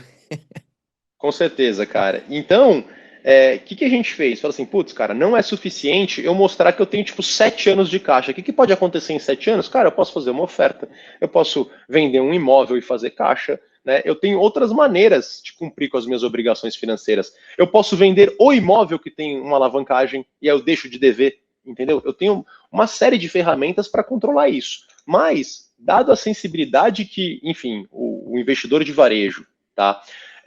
Ele tem em cima do tema alavancagem, cara, a gente optou aqui por fazer um colchão suficiente para, enfim, basicamente cobrir todas as obrigações, ou quase todas elas. Tá? Nesse exato momento, eu mais do que cubro elas. Tá? Eu estou com uma alavancagem líquida de menos 12%. Mas, Pedro, por que você não quita as tuas dívidas? Tá? Pura e simplesmente porque os CRIs que a gente tem aqui, Léo, eles são CRIs indexados a IPCA, tá? Ou seja, ele é um CRI que tem uma taxa, um cupom real de, sei lá, de X%, IPCA mais, sei lá, 6,80 no caso de Mateus, ou 7 no caso de IPA, e ele corrige por IPCA anualmente. O que acontece? O saldo devedor do CRI, ele corrige uma vez por ano, no mesmo dia que o aluguel corrige. Porque lembra que eu falei, Sim. eles são casados? Sim. Tá? Beleza. Isso para a finalidade caixa, tá? Maravilha. No entanto, cara, se de repente, vamos lá, vou pegar o exemplo, os meus imóveis de GPA, tá? O aniversário do contrato, se eu não me engano, é julho de GPA, tá?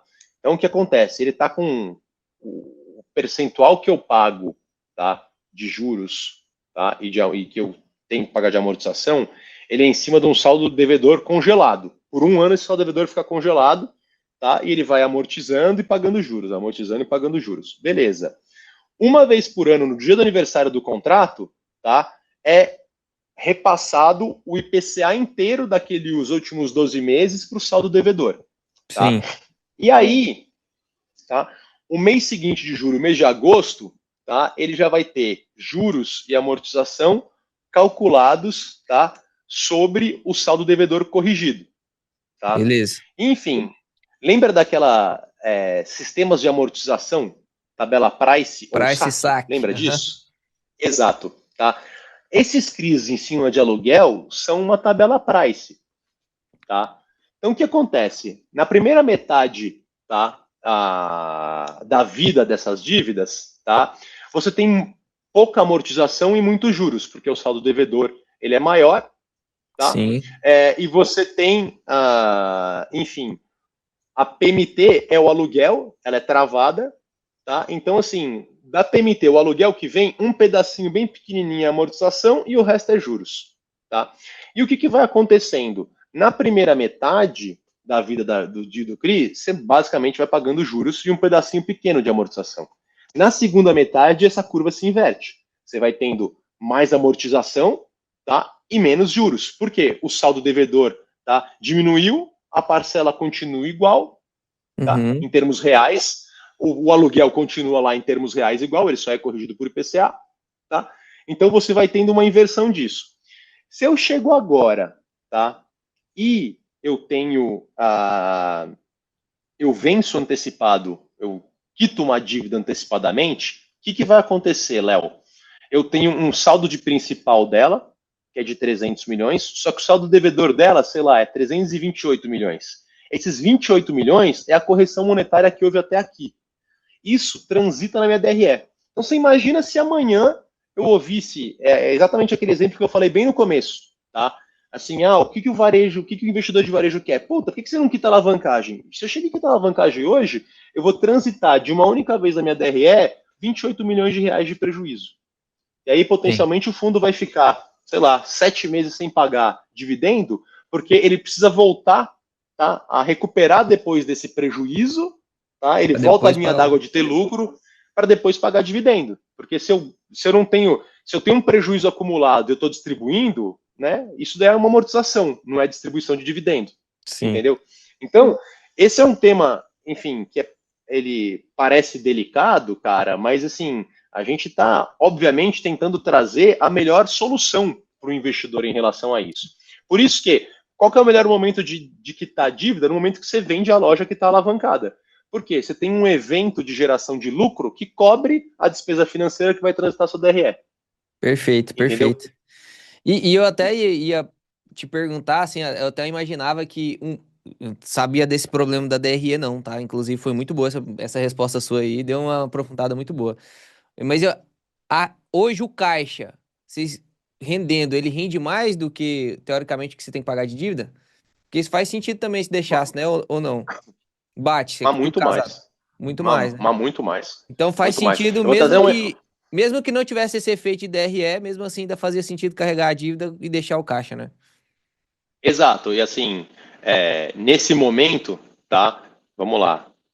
Eu tenho dívidas, é, enfim, principalmente no meu portfólio de renda urbana, né? Em Carrefour, que é 50% alavancado mais ou menos, tá? Em GPA e Mateus e Almanara, tá? E no GAR eu também tenho alavancagem, mas os imóveis de liquid é um montante pequeno, né? O do Souza Cruz é uma dívida que, enfim, está com saldo devedor bastante pequeno hoje, tá? Então, Uhum. né, eu acho que assim, o passo de desalavancagem do Gari, ele vai acontecer pela reciclagem do portfólio, onde quando eu for Boa. vendendo as lojas, tá, eu vou quitando as dívidas, tá? Perfeito. Além disso, cara, o que tem acontecido? Eu tenho também trazido para dentro do fundo, tá? Na última emissão de cotas a gente fez isso, trazendo alguns CRIs que eu sou devedor, tá? Então eu comprei, tá? E eu paguei em cotas, tá? Alguns CRIs que o próprio Gary é devedor. E aí com isso, cara, pensa, eu sou devedor e eu sou credor. O líquido disso é zero, porque se eu quitar hoje, entra num bolso e sai no outro. Sim. Tá? Faz Então, sentido essa é que tá, mais né? uma ferramenta que a gente. Não faz sentido que tá, porque eu teria o mesmo, enfim, o mesmo efeito na minha DRE. Mas Sim. é simplesmente algo que eu mostro assim, falo assim, não tem por que haver uma preocupação. Tá? Eu tenho disponibilidade suficiente para quitar toda a minha dívida se fosse necessário. Eu vou fazer? Não vou. Eu só mantenho isso porque eu trago uma segurança adicional para o investidor que, enfim, fica muito incomodado com a presença de alavancagem. Tá? Perfeito. É, à medida que eu for vendendo nas minhas lojas, essa alavancagem vai tender a ser bruta a zero. Tá? Boa. E aí, a partir do momento que eu não tiver, tá, que utilizar essa quantidade de disponibilidade como um hedge contra essa percepção negativa que existe sobre a nossa alavancagem, tá, eu vou poder usar esse caixa para outras coisas, porque eu não tenho que fazer mais hedge, porque eu já não sou mais alavancado. Boa. Entendeu? Perfeito. Então, isso faz parte de um planejamento, cara, de curto, médio e longo prazo. A gente tem muita precisão e certeza para onde a gente está caminhando, tá? Boa, perfeito. Não, é só para montar aqui a trilha. Então, o plano é não usar o caixa para desalavancar, mas usar o caixa depois que tiver desalavancado. Perfeito. Beleza. Exatamente, Fechou. exatamente. Bora entrar em outro ponto que eu acho que foi delicado pra caramba aí pra galera que é leiga. Que um dos pontos que foi delicado pra caramba foi o imóvel de laje corporativa, mas esse aí foi muito fácil, né? Debater o argumento e tal. Isso aí realmente foi falta de leitura da galera. Agora, um outro que gerou um burburinho de mercado, e aí eu quero até saber o que que vocês sentem assim, quando vocês gestores, né? Quando vocês verem assim, o influencer, por exemplo. Eu gravando um vídeo vou ter que colocar uma thumb mais chamativa, né? Aí você vê lá a thumb assim, pô, o Léo falando do Gary e tal, como que vocês se sentem com isso? E aí eu quero que você fale a respeito da AGE que vocês solicitaram, a chamada da última vez que vocês pediram um capital autorizado de 100 bi, que a galera ficou louca pensando que vocês iam sair comprando o Brasil inteiro, né? O que que aconteceu? Explica pra galera o que é esse capital autorizado. Eu já expliquei pra galera aqui, mas tem muita gente no YouTube que não vai entender. O que é esse capital autorizado? Por que faz sentido? Porque, na verdade, na minha opinião, isso nem deveria ter, né? Mas, enfim, nem precisava ter que ter um capital autorizado, né? É uma trava da CVM para impedir a eficiência do gestor. Mas, enfim, o que é o capital autorizado? Por que faz a Assembleia pedindo um capital autorizado maior? E qual que é a vantagem de ter isso? Ficou clara a pergunta? Opa, vamos lá. Cara, o primeiro fato até para trazer, inclusive, os seus ouvintes aqui para um mesmo patamar de conhecimento que, enfim, eu já trouxe essa explicação diversas vezes e que é fundamental falar. A gente estava há pouco tempo discutindo sobre a nossa estratégia de utilizar a ferramenta de gestão de ter fundos, né, casca, exclusivos para poder fazer o investimento em imóveis e o Gari não fazer mais investimento direto em imóveis, tá? Uhum. E o que acontece? Para que eu tenha gerência sobre o fundo Artemis 22, você concorda que eu tenho que ser o gestor dele? Sim, Até porque ninguém faria esse trabalho de graça para mim e eu não tenho overlap de taxa de gestão, tá? boa. Então, eu sou o gestor do Artemis 22, do Artemis 25, tá? Do Corporate, do Prime Log, do Strategy, eu sou gestor de todos eles. Eu não cobro taxa de gestão, mas eu sou o gestor.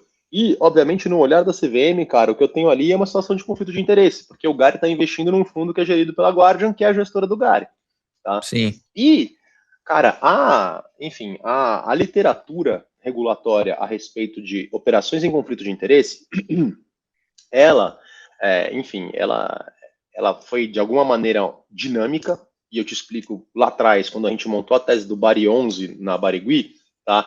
Eu tinha uma tese inteira verticalizada lá, porque eu me apoiava muito no Banco Bari, tá? Para, enfim, fazer a minha esteira de crédito lá. Então, eu precisava efetivamente ter uma estrutura verticalizada. Então, assim, desde lá dos primórdios, a gente já estuda muito sobre como deixar esse ecossistema vivo e de pé, tá? Boa. E, cara, tá? A CVM baliza que essas operações de conflito de interesse, elas não podem estar aprovadas de uma única vez em regulamento, tá? Ela é aprovada por meio de votações em assembleias gerais extraordinárias, tá? E você não é que você fez, uma vez eu fui lá, eu fiz uma assembleia, aprovei o conflito e está para sempre aprovado. Não, tá? A CVM, tá? Ela regra que toda vez que houver, tá, uma mudança significativa no passivo do fundo, e o que é o passivo do fundo? São os investidores, tá? Seja essa mudança quantitativa ou qualitativa, eu sou obrigado, tá, a revalidar, tá, essa questão do mandato para poder fazer operações em conflito de interesse. Então, o Gary, da maneira como ele é, toda vez que eu tiver uma assembleia, eu sou obrigado, eu tiver uma emissão de cotas com uma mudança significativa passivo, eu sou obrigado, ao término dela, convocar uma assembleia e falar assim, cotistas novos e cotistas antigos, tá? Estou aqui revalidando para seguir minha vida. Então, a assembleia que foi convocada, ela era um rito totalmente, cara, enfim, natural e normal. Você mesmo falou aqui, você lá atrás, na oferta de 2023, que foi uma oferta que eu dobrei o fundo, foi uma oferta que teve uma mudança significativa do passivo, a gente fez uma assembleia, cara, muito parecida. Sim. Lá, eu tive algumas questões adicionais, porque naquela época eu mudei, tá? Mudei de administrador. Então eu tive algo a mais, tá? Aqui eu não mudei de administrador, tá? E o que eu resolvi colocar, além dessa questão, né, da revalidação do mandato para o conflito de interesse, tá? Outras duas ferramentas de gestão. A primeira delas, tá? É a questão da recompra das cotas pelo próprio Gary, Boa, tá? eu vou fazer uma pergunta dessa. E, cara, a gente seguiu estritamente a linha, que era, enfim, o que está na literatura, tá, recente sobre o tema. A gente não nem se propôs a fazer uma redação nossa. A gente seguiu exatamente o que está na literatura sobre o tema, tá? E, cara, como outra ferramenta de gestão, a gente resolveu aumentar o capital autorizado. O que é o capital autorizado? O capital autorizado é um capital, né, como diz a palavra, né, ao pé da letra, ele é previamente autorizado, tá, pelos investidores do fundo, tá, para que o fundo tenha um patrimônio líquido, tá, ou ele cresça, tá, para alcançar patrimônios líquidos pré-determinados, tá? Ou seja, Se eu não tenho um capital autorizado no fundo, para toda a emissão de cotas que eu preciso fazer, eu preciso convocar uma assembleia, tá? Ah, beleza. É, a assembleia para esse tipo de quórum é votação simples, etc e tal, papapá, papapá, papapá. Beleza. No entanto, cara, eu também tenho um rito, tá, de aprovação em assembleia, que é prazo de convocação, são 15 dias para convocar, aí tem o dia, e tem isso. O que, que acontece, cara? A nossa vida aqui, ela não é nem um pouco fácil estruturando esses negócios. Eu vou trazer aqui, tá, o ano de 2025, tá? Ontem eu até participei de uma live em um outro canal, tá? E fazia mais ou menos um ano que eu tinha feito a última participação no canal desse influenciador, tá? Ele, pô, Pedrão, faz um ano já. Você fez 15 de abril a última live conosco. Eu falei, putz, cara, parece que foi anteontem, porque em 15 de abril parece que eu entrei numa máquina de secar roupa, eu tô girando lá desde então. Porque 15 de abril, né, a gente já estava extremamente avançado com a venda do portfólio de renda urbana para XP, que a gente realizou ano passado. Só que, obviamente, foi uma negociação extremamente estruturada. Levou 120 dias para colocar aquela operação de pé. E, assim, super complexa, né, que envolvia uma série de imóveis, uma captação do lado de lá, etc e tal. Assim que a gente anunciou a venda, tá, e seguiu para a liquidação, nós anunciamos a nossa oferta para poder fazer a reposição dos imóveis. Ela era uma oferta que era para durar 90 dias, ela durou 180 dias. Tá? Quando chegou janeiro, tá, cara, a gente estava terminando de fazer as liquidações. Inclusive, a gente não terminou de comprar os imóveis ainda da última oferta. A gente tem mais 6 imóveis para anunciar, tá? E vão acontecer nos próximos dias. Tá? Então, o que eu estou querendo dizer, cara, essas operações, elas são bizarramente desgastantes, né? E às vezes ela aparece no fato relevante naquele momento, só que ela tem um trabalho prévio de 6 meses. Você está trabalhando igual louco, sem parar, para conseguir deixar ela de pé, entendeu? Então, além disso que a gente já tem, cara, a gente coloca aqui, putz, o formalismo de você convocar uma assembleia, tá? Para poder validar, para fazer uma oferta em que não necessariamente você vai trazer todos os aspectos da oferta, porque você às vezes nem tem todos os aspectos da oferta, você vai fazer uma aprovação um pouco mais genérica, porque você não tem todos os termos na risca do que vai ser. Tá? A questão do capital autorizado é simplesmente para, enfim, garantir que eu consiga ir para uma oferta, tá? Consiga garantir que eu vou para uma oferta sem eventualmente ter um percalço de prazo. Esse assim, pô, Sim. Pedrão, mas esse percalço de prazo é tão ruim. Cara, a depender da operação, sim, é muito ruim. Tá? Então, eu vou te trazer um exemplo no passado. Tá? Quando a gente fez a nossa oferta, eu não queria fazer o início da oferta pública do Gari, tá? Na mesma janela que eu tinha a oferta pública do XP, porque ele estava captando recursos para poder ir a mercado. Se de repente eu abro uma oferta na mesma janela que ele, concorro com ele, por que eu estou fazendo isso? Entendeu? Tem um cara estruturando um veículo de investimento para comprar uns imóveis, fazer uma operação que é super positiva para o fundo. Por que eu vou competir com o cara? Entendeu? E aí você fala, pô, Pedrão, mas você poderia fazer, tá? Sei lá, X dias depois ou X dias antes? Poderia. Mas também tem uma questão que eu preciso estar no dinheiro. Não adianta eu emitir uma oferta de cotas, sendo que eu estou com um desconto sobre o valor patrimonial. E isso eu não escolho, é o mercado que define. Então, assim, para você fazer uma oferta pública, né, super positiva, cara, é um alinhamento dos astros brutal. Que tem que E o estar secundário pronto você para não poder controla. fazer, né? Tem que estar tudo lindo, maravilhoso na risca naquele momento, etc e tal. Então, assim, eu vou ser muito honesto, assim, não tem nenhuma ambição nossa de fazer uma oferta de 100 bilhões, tá? Não tem nenhuma ambição nossa de fazer uma oferta de 50, não tem nenhuma ambição de fazer uma oferta de 20, nem de 10, nem de 5, entendeu? Isso é basicamente uma ferramenta de gestão que a gente aprovaria uma única vez. Hoje a gente já tem um capital autorizado, a gente já tinha de 10 bi, tá? No entanto, o Gari hoje com quase 3 bilhões de reais, cara, a gente sabe que hoje um fundo grande na indústria, tá? A gente provavelmente em 2027 a gente vai ter, sei lá, 3, 4, 5 fundos com mais de 10 bilhões de reais. E esse vai passar a ser, né, o novo normal da indústria dos grandes fundos, Sim. tá? Eu lembro quando E 1 bilhão era dinheiro obviamente, demais da conta no fundo. pô, e cara, Era não faz muito maiorzão. tempo que era isso. Não faz muito tempo, Léo, que era isso. Pô, quando você pega aqui hoje o tamanho do pé dos fundos, né? O Gary tá, acho que ele é o 15º fundo em tamanho da indústria, tá? É, antigamente, 3 bilhões de reais, cara, tinha um cara maior que você. Né? Antigamente, sei lá, 5 anos atrás, Sim, sacou? Então é o seguinte, de modo a manter o Gary competitivo, entendeu? Em termos de putz, de ser um fundo que vai conseguir fazer os principais deals, que vai conseguir negociar os grandes portfólios, que foi exatamente o exemplo que eu usei para você. Eu chego para o Carrefour vende uma lojinha, ele vai me vender um cap amassado, tá uma lojinha aqui. Tá? Se eu chego para ele, Carrefour, né, não que vai acontecer, porque eu já tenho muita exposição ao Carrefour, mas chego para ele assim, Carrefour, vamos fazer um deal de 1,5 bilhão de reais? Cara, as condições vão mudar completamente, porque eu passei a ter um poder de barganha na minha de negociação, porque eu estou fazendo uma negociação que é muito relevante para ele. sim. Entendeu? E aí, obviamente, eu consigo trazer um portfólio em condições muito melhores do que trazendo uma loja só. E Então no cenário atual dos fundos imobiliários, eu acredito que esses fundos pequenos, né, que antigamente era o normal de 100, 300 milhões, acredito que eles vão começar a desaparecer, né? Principalmente os de tijolos.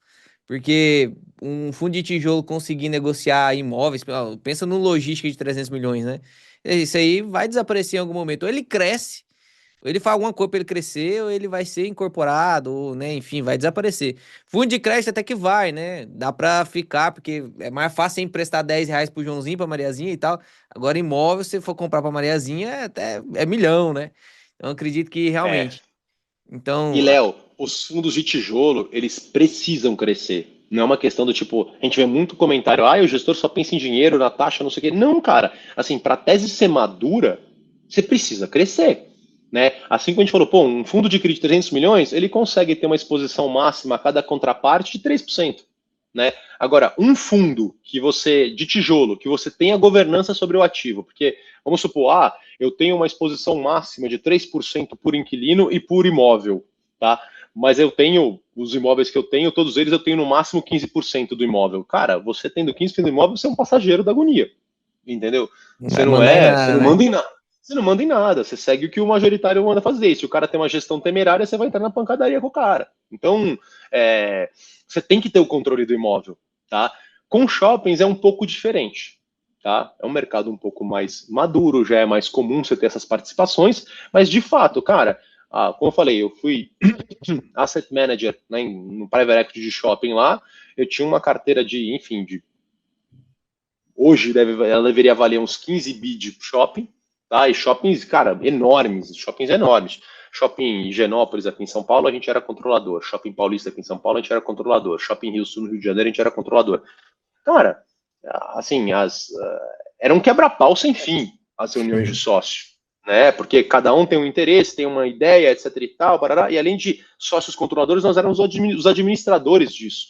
Tá? Então, você pensar, putz, eu sou sócio minoritário numa loja aqui em São Paulo, o que você faz? Nada, cara. Então você tem que ter o controle do imóvel, tá? Quando você fala controle de um galpão bom, cara, é no mínimo 150, 200 milhões de reais, Sim. tá? Então, para você conseguir amadurecer a tese do ponto de vista de risco, tá? E o investidor, muitas vezes, ele deixa risco para lá, ele só olha retorno, até a hora que dá ruim. Tá? Aí ele começa a pensar em risco, entendeu? Quando você pensa, tá, numa matriz de risco, é fundamental que esses fundos cresçam para que a sua exposição seja descentralizada. Sim. Tá? E também por isso que eu te falei que a fotografia do Gary hoje, ela sim é a melhor fotografia que a gente já teve na história do fundo, desde o primeiro dia, do dia 1 dele. Tá? A melhor fotografia que eu já tive aqui dentro do Gary, desde quando era Galg, é essa que vocês estão vendo hoje aqui. Tá? No entanto, isso quer dizer que ele vai ficar assim para sempre? Não, essa é uma fotografia transitória. Ele precisa continuar amadurecendo. Entendeu? Eu vou estar tranquilo na hora que eu falar para vocês, cara, eu não tenho nenhum imóvel representa mais de 5% do meu portfólio. Tá? Aí eu vou Aí estar vai ser tranquilo. padrão, hein, Pedrão? Aí vai ser E padrão. aí, cara, e assim, não adianta fazer isso também tendo uma concentração de 50% em um único inquilino. E nem Então, assim, eu comprando de preciso fazer qualquer essas jeito duas também, né? coisas. Exato. Né? A gente foi, esse negócio de comprar de qualquer jeito, a gente foi muito seletivo, mas muito seletivo agora nessa oferta. Tá? Cara, nosso pipeline estava quase em 5 bilhões de reais. Entendeu? A gente negou muita, mas muita coisa. Tá? A gente fez questão de mandar uma mensagem para os nossos investidores que é, cara, estou trazendo todos os ativos que eu estou trazendo acima do hurdle de rentabilidade do fundo, tá? E estou trazendo ativos totalmente condizentes com a qualidade de portfólio que eu tenho hoje, tá? Então a gente não teve um ingresso de um ativo assim, puta, o cara botou um cemitério para dentro, puta, o cara botou um prédio velho caindo hospedado. Cara, não teve nada disso aqui. Boa. Eu tenho mais duas perguntas, Pedrão, e essas duas perguntas são boas, hein? É, a primeira pergunta, eu vou até compartilhar a tela aqui, que aí eu vou te mostrar isso no relatório, que é sobre um imóvel em específico, que é o imóvel da BAT lá, Souza Cruz. Uhum. Deixa eu subir aqui. Que aí eu já quero linkar com a última pergunta. Mas primeiro eu quero que você comente sobre esse imóvel. Pô, é um imóvel grande pra caramba, tem um inquilino muito bom, inclusive na região boa pra caramba do Rio Grande do Sul, né? Na época, eu lembro que na época que alagou, não alagou aqui, né? Tudo foi bom demais da conta, né? Devido às suas proporções. E aí, eu tá com contrato atípico de 10 anos, só que vai vencer ano que vem. Eu quero que você, porque assim, o pessoal tem muito medo de vencimento de contrato, né? O que que vai acontecer? O gestor fica de braço cruzado, não vai fazer nada até o dia do vencimento. Aí quando vencer, aí ele vai tentar resolver alguma coisa. Para vocês aí, gestores, como é que vocês olham assim, pô, meu imóvel vai vencer o contrato de aluguel ano que vem?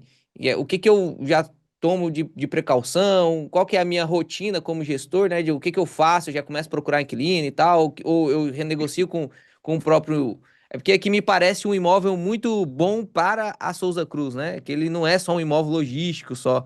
É um imóvel que tem várias características ali, industrial, um pouquinho de escritório, parece até que ele tem aqui também, parte logística. Então, queria que você comentasse sobre esse imóvel e o risco desse imóvel ficar desalugado, porque ele representa 20, deixa eu até confirmar, 20 e poucos por cento da receita, né? Então, talvez, Uhum. será que é por isso que a cota do Gari deu uma caída? E depois a gente vai começar comentar sobre isso. Mas o que que você fala para mim sobre esse imóvel? Vamos lá. Cara, esse imóvel, enfim, é um imóvel espetacular, né? E ele teve as características dele ainda realçadas, né? Infelizmente, no momento de tragédia, tá? Mas enfim, foi de fato as características dele foram realçadas, né?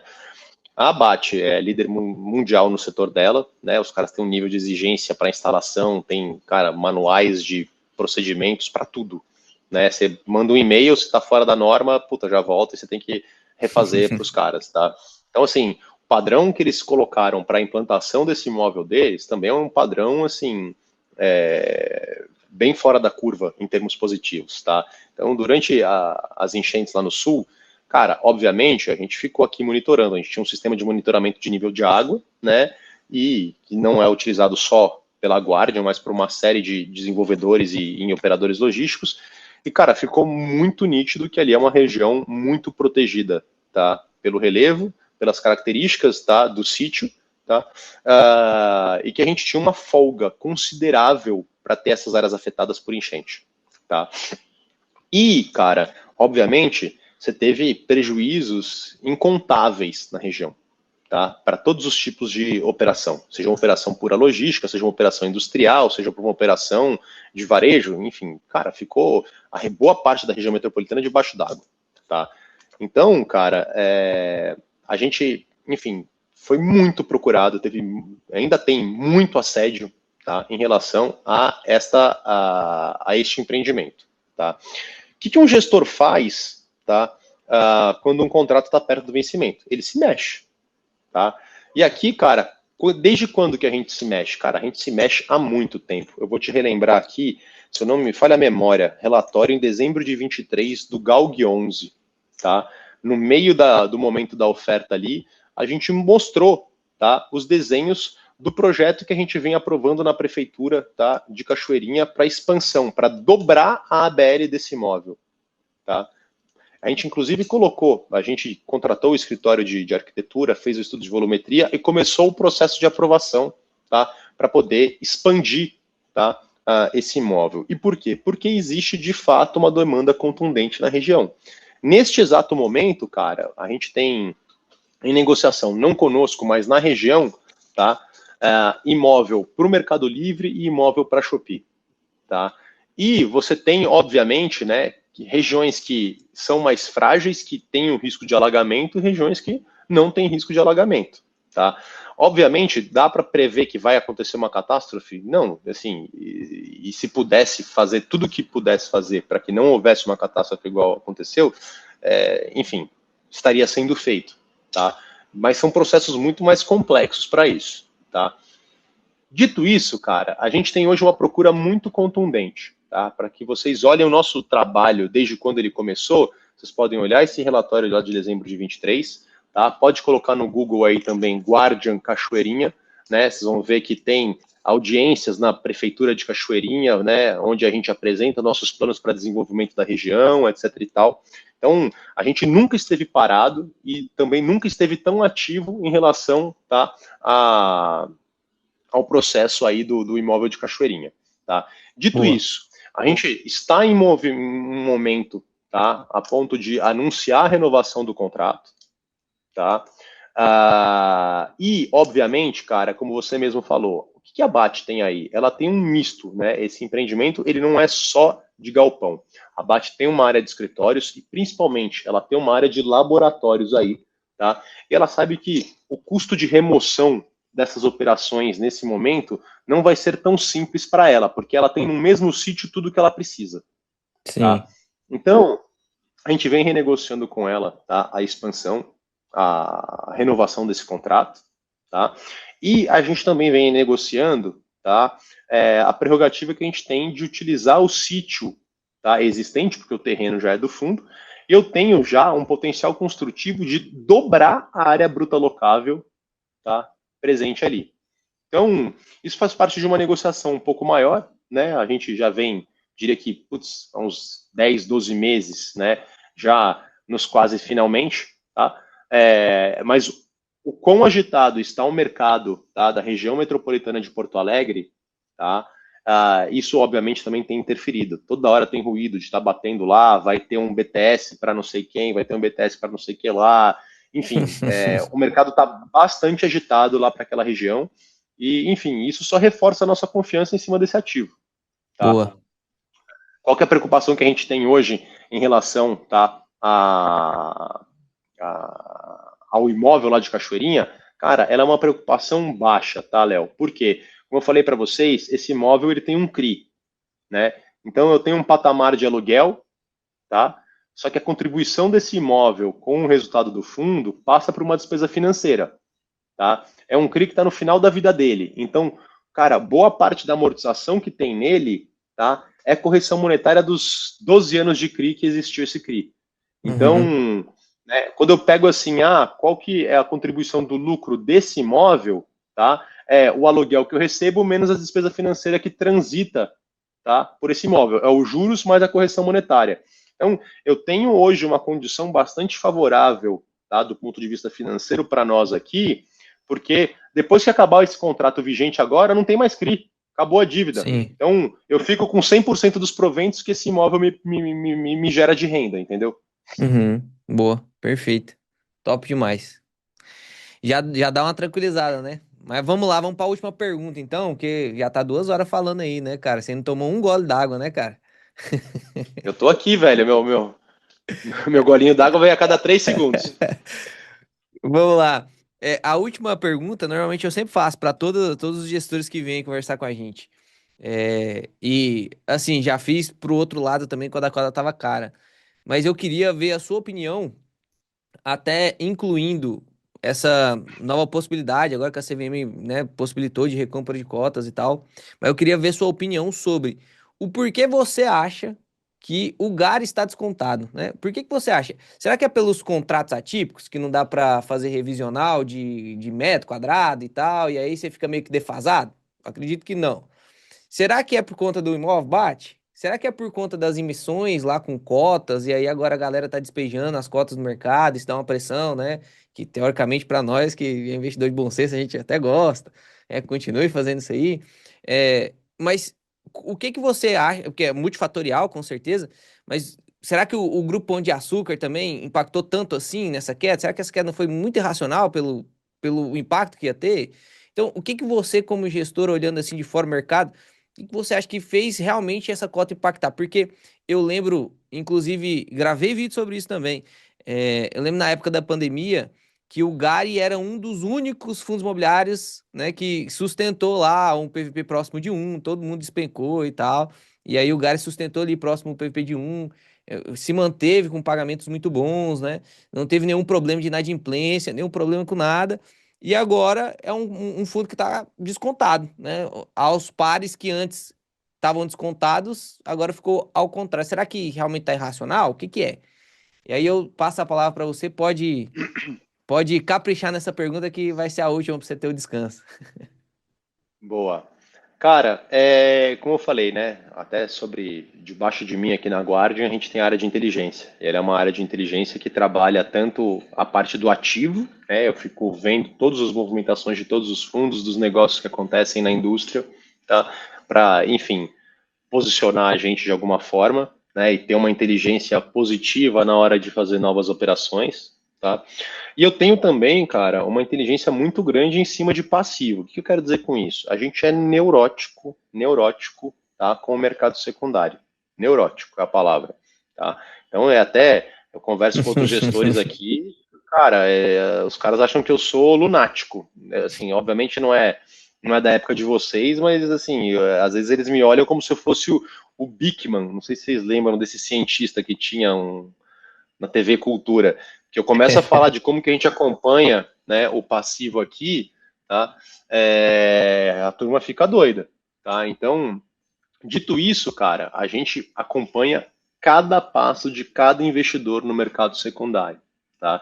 E obviamente isso leva, tá, a um desenho de uma operação quando a gente faz a aquisição do ativo e faz o pagamento em cota um pouco diferente. Então, para os negócios que a gente fez aqui, cujo montante era superior a 15 milhões, tá? No âmbito dessa última emissão de cotas, tá? Todos os negócios que eu fiz com pagamento em cotas, tá? A gente colocou uma trava, tá? É um limite diário máximo de negociação para cada um desses investidores, tá? Por que a gente fez isso? Para que pudesse existir, obviamente, né, para quem tivesse o interesse de sair efetivamente da cota do fundo, até porque não estou falando de um fundo que tem um yield super fraco, né, não estou falando de Sim. um fundo que tem um monte de imóvel ruim que vai explodir, nada disso, completamente pelo contrário. Né, estamos falando de um fundo que tem um dos melhores secundários do Brasil hoje em dia, tá? Que tem, né, a base de cotistas com o melhor track record da história do IFIX, tá? Que tem uma qualidade de imóveis muito, muito, muito, muito boa, tá? Então, o cara que entra aqui contribuindo, né, que, enfim, faz uma negociação e recebe o pagamento em cotas, tá? Primeiro, eu comprei um imóvel dele que é condizente com o meu portfólio. E eu falei para você o quanto que eu sou seletivo nisso. Então, sei lá, os vendedores do prédio da MRV, quando ele chega aqui, ele vê o perfil de imóveis que eu tenho, pô, é uma calma que ele tem. De que, pô, não é que eu estou botando um negócio que o meu imóvel que eu coloquei é o melhor imóvel que tem dentro. Não, não é. O imóvel dele é mais um aqui dentro. Tá? Num patamar muito bom de imóvel. Tá? Beleza. Então, cara, a gente colocou efetivamente, tá, um limite máximo de negociação por dia, para que não houvesse uma pressão descontrolada no secundário e descabida. Tá? Boa. Esse é um primeiro passo que eu queria comentar. Cara, o que a gente olha hoje aqui e vê o que está acontecendo? É um alinhamento dos astros, tá? No final do dia. A gente teve inicialmente, tá? Como eu falei para vocês, no âmbito de direito de preferência e de sobras e montante adicional, nessa última emissão, mais ou menos uns 80 milhões de reais captados, tá? Esse trecho dessa última emissão de cotas aconteceu ali perto de julho, tá? E a gente tinha a previsão de encerrar a oferta, tá, em no máximo 90 dias. No entanto, tá, a liquidação dessas operações acabou se alongando muito além do que a gente imaginava. Ou seja, esse investidor entrou ali, tá, no direito de preferência, tá, e no sobras e montante adicional com mais ou menos 80 milhões, tá? Isso, eu acho que foram, sei lá, umas 4 mil pessoas físicas que entraram, tá? 3 mil, 4 mil, se eu não me engano. E elas imaginavam ficar ali com essas cotas bloqueadas como recibo de subscrição por no máximo 90 dias. O que aconteceu? Ela ficou 6 meses, tá? Um Sim. pouquinho mais de 6 meses, tá? E, cara, o que a gente observou efetivamente, tá? Foi que quando liberou para negociação, esse cara queimou a cota. tá? Então, o primeiro movimento de saída, tá? Não foi uma saída descontrolada dos institucionais, tá? Até porque alguns institucionais que entraram nas primeiras levas, eles já vinham vendendo, tá? A descoberto as cotas, fazendo aluguel de cotas. O Gary chegou a ter, sei lá, 100 e poucos milhões de reais em aluguel de cota, e a gente via já os institucionais fazendo as vendas para poder não adensar todas essas vendas no mesmo momento. E foi super Sim, saudável. Até a conversão de cotas, esses caras vinham vendendo no secundário, vendendo no secundário, vendendo no secundário, tá? E vendendo a descoberto, porque eles tinham recibos de subscrição, eles não tinham cotas ainda, tá? sim. E então eles faziam o aluguel, vendia a cota descoberto, porque o recibo dele não havia sido convertido em cota. Beleza. Cara, depois do momento que, enfim, converteu as cotas, foi um alinhamento máximo dos astros, porque no primeiro momento a gente teve esse estresse, sim, tá? Em relação ao investidor que saiu de repente, tá? Na sequência, a gente viu 2 dias em específico em que a gente teve o Gary deixando uma carteira automatizada grande, né? E aí a razão para deixar uma carteira automatizada, sabe lá Deus qual foi o motivo que o analista, né, definiu que sairia, tá? Esse dia a gente perdeu 6 mil pessoas físicas aqui dentro, tá? Então era uma carteira bastante relevante, tá? E, cara, na sequência, tá, começou, porque teve um delayzinho, né, uma demora para efetivamente esse assunto vir à tona, tá? O que veio à tona foi a AGE. E aí, cara, foi uma pancadaria sem fim, né? De tipo, sei lá, 2, 3 semanas, vídeos falando que o Gary explodiu, que o Gary não presta, que a gestão é fraudulenta, que só tem bandido na Guardian, etc e tal, blá blá blá blá blá blá blá blá blá blá blá. E efetivamente, cara, a gente viu um movimento sim de varejo, tá? Bem forte, tá? De saída. Os institucionais, cara, eles continuaram, tá? Fazendo o pace de venda deles exatamente como a gente havia pré-estabelecido, tá? Este pace, ele derruba o preço? Não, ele não derruba o preço, até porque o institucional, ele não faz preço, ele não vende a qualquer custo, tá? Ele liga o robô dele e assim, onde tem ordem de compra, tá? Dentro de um spread pré-definido, ele vai vendendo, tá? Beleza. Eu diria que assim, um primeiro drop para 8,90 a 8,70 aconteceu naquele primeiros 80 milhões que saíram, tá? Uhum. Junto disso, tá? Junto com a AGE, cara, isso estabilizou o fundo mais ou menos próximo, tá? Do 8,50, ficou 8,55, 8,60. E aí, cara, o GPA veio como uma cartada final, né? Enfim, todos esses movimentos de ruído, o que a gente vê de fato, né, é uma geração muito grande de desinformação, tá? Sim, Enfim, em canais, e, cara, por quê? Puta, a gente sabe, né? É, digamos assim, as coisas boas vêm com muita responsabilidade, né? A gente se orgulha muito do trabalho que a gente fez para conseguir constituir, né, essa tese de investimento, essa proposta de valor, né? Pô, olha quantos fundos tem na indústria, quantos deles têm o case que a gente tem, tá? De amadurecimento no mercado secundário e da base de cotistas. Cara, as ferramentas estão aí para todo mundo, entendeu? A gente sempre se dedicou e falou abertamente o quanto que a gente se dedica para olhar o mercado secundário, tá? E para ouvir o cotista e tentar trazer uma proposta de valor que seja, enfim, interessante para ele, tá? A gente olha efetivamente isso, olha mesmo, tá? Então, não é que, putz, um dia eu acordei e tinha 500 mil cotistas. Não, não é. Isso é fruto de um trabalho, cara, mega CDF que a gente faz aqui, tá? E, cara, a gente sabe o quanto que engajamento gera o Gary, né? Como eu falei sim. até em conversas reservadas para você, a gente tem um robô aqui, cara, que basicamente monitora absolutamente todos os vídeos que são lançados, que fazem citação ao Gary de maneira explícita no título ou na descrição do vídeo. Eu mapeio todo ele por meio de transcrição automática num agente de IA que a gente tem aqui, tá? Além disso, eu transcrevo todos os comentários, isso me traz ótimos insights sobre o que está sendo falado, tá? E muitas vezes, cara, o que esse robô ainda não faz, Léo, é ele identificar e trazer uma percepção sobre qual que é o thumb do vídeo, tá? Ele traz isso muito pela transcrição, pelos comentários e pelo título do vídeo, tá? Em breve a gente solta a V2 desse agente aí, que ele lê o thumb e traz uma percepção sobre o thumb que foi utilizado.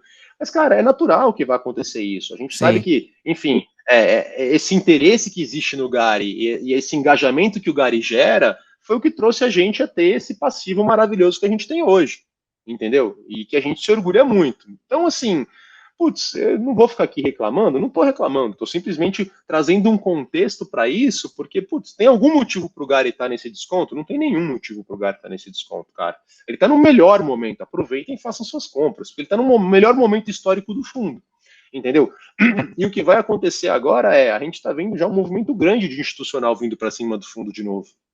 Quando eu falo institucional putz, eu estou fazendo calls aqui diariamente com casas de análise, todo mundo querendo saber, estou fazendo calls com uma série de hedge funds, de FOFs, e esses caras estão entrando. Eu estou vendo meu passivo aqui, esses caras estão entrando, entendeu? Enfim, daqui a pouco, quando a cota tiver a 9 e tralalá depois de novo, tá? Aí Aí, depois o assim, pessoal vai obviamente, querer, né? Aí depois o pessoal vai querer. não, exato, exato. Então, assim, os fundamentos do fundo permanecem inalterados. Como eu falei, ele nunca teve uma fotografia tão boa quanto ele está agora. Então, assim, dito isso, tem um capital, assim, bastante inteligente e responsivo que acompanha isso, né? Quanto tempo vai durar essa promoção? Cara, não sei. Eu espero que pouquíssimo tempo, tá? Eu já espero o contrário. Tomara que fique essa promoção mais tempo aí para nós comprar. Ai, ai. Mas então é isso, Pedrão. Cara, muito grato aí pelas suas 2 horinhas aí. Tamo junto demais. Eu fiquei até meio preocupado com a sua garganta, que eu só vi você tomando 10 ml de água aí, falando 2 horas, tá Nada, louco? cara. Eu zerei uma garrafinha de água inteira aqui. Mas muito obrigado aí. Nós temos que marcar mais frequentemente aí as nossas lives. O pessoal gostou pra caramba também. Não sei se você está vendo o chat aí, mas o pessoal. Obrigado, Pedro. Obrigado, Pedro. Aí, Cara, galerinha, ó, vamos eu tô agradecer vendo que tá todo mundo. bombando. Vamos agradecer o gestor aí que veio aqui, né? Eu sempre peço para o pessoal agradecer. Muito obrigado aí, tamo junto demais. Do mesmo jeito que a gente incomoda pedindo a live, a gente agradece por ela também. Eu vou printar a Marina que trabalha comigo, como eu falei pra vocês. Ela é quem fica assim assustadíssima com a quantidade de e-mail que vem. Eu vou printar aqui e falei, aí, Marina, todo mundo me agradecendo a geração de dividendos aí, E ó. aí, ó, deu certo, deu certo. Então tá bom, então, Pedrão, muito obrigado, tamo junto demais. Se você quiser deixar mais alguma consideração, se não, é isso. Cara, minhas considerações finais, primeiro, agradecer, cara, pela oportunidade, agradecer pelo teu trabalho, né? Pô, a gente se conhece aí desde 2023, enfim, e todas as vezes que teve uma interlocução foi extremamente positiva, tá? Agradeço todo mundo que participou aqui, né, e contribuiu com as perguntas. E eu queria deixar, obviamente, todos os nossos canais do RI aqui abertos, né? A gente tem um planejamento para esse ano para engordar um pouco mais nossos canais de RI, tá? Com outros tipos de mídia, com podcast, com vídeo, etc e tal, para ter outros mecanismos de levar a nossa filosofia aqui, tá? Mas vocês fiquem à vontade, tá? Para poder mandar e-mail, não precisa ser só quando o Léo manda, né? Fazer o Ctrl+C, Ctrl+V, disparar o e-mail, vocês fiquem à vontade para mandar o e-mail. Inclusive, eu falo com bastante frequência, né, nas oportunidades que eu tenho. A gente tem um costume lá na Guardian, cara, de sexta-feira tirar 1, 2 horas para poder falar com o investidor. Então a gente pega, enfim, as perguntas, enfim, que demandam uma contextualização maior, ou um investidor que demanda uma contextualização maior, tá? Eu pessoalmente pego meu telefone pessoal, ligo e falo. E o cara fala assim, hã? E tem muita gente que vem até, já tá com uma pedra na mão para tacar na minha cara. Aí eu ligo, oi, tudo bom? É o Pedro aqui, cara, da gestão da Guardian, do Garion, tudo bem? Então, e, cara, na hora do meu almoço da sexta-feira eu uso para bater papo. Bom Então, demais, vocês mano, fiquem à bom demais. vontade para poder entrar em contato nos nossos canais lá e vai ser um prazer atender vocês todos. Fechou. Então tá bom. Fica com Deus, Pedrão. Tamo junto. Um abraço. É nóis. Até a Valeu, próxima turma. aí. Até a Obrigadão. próxima.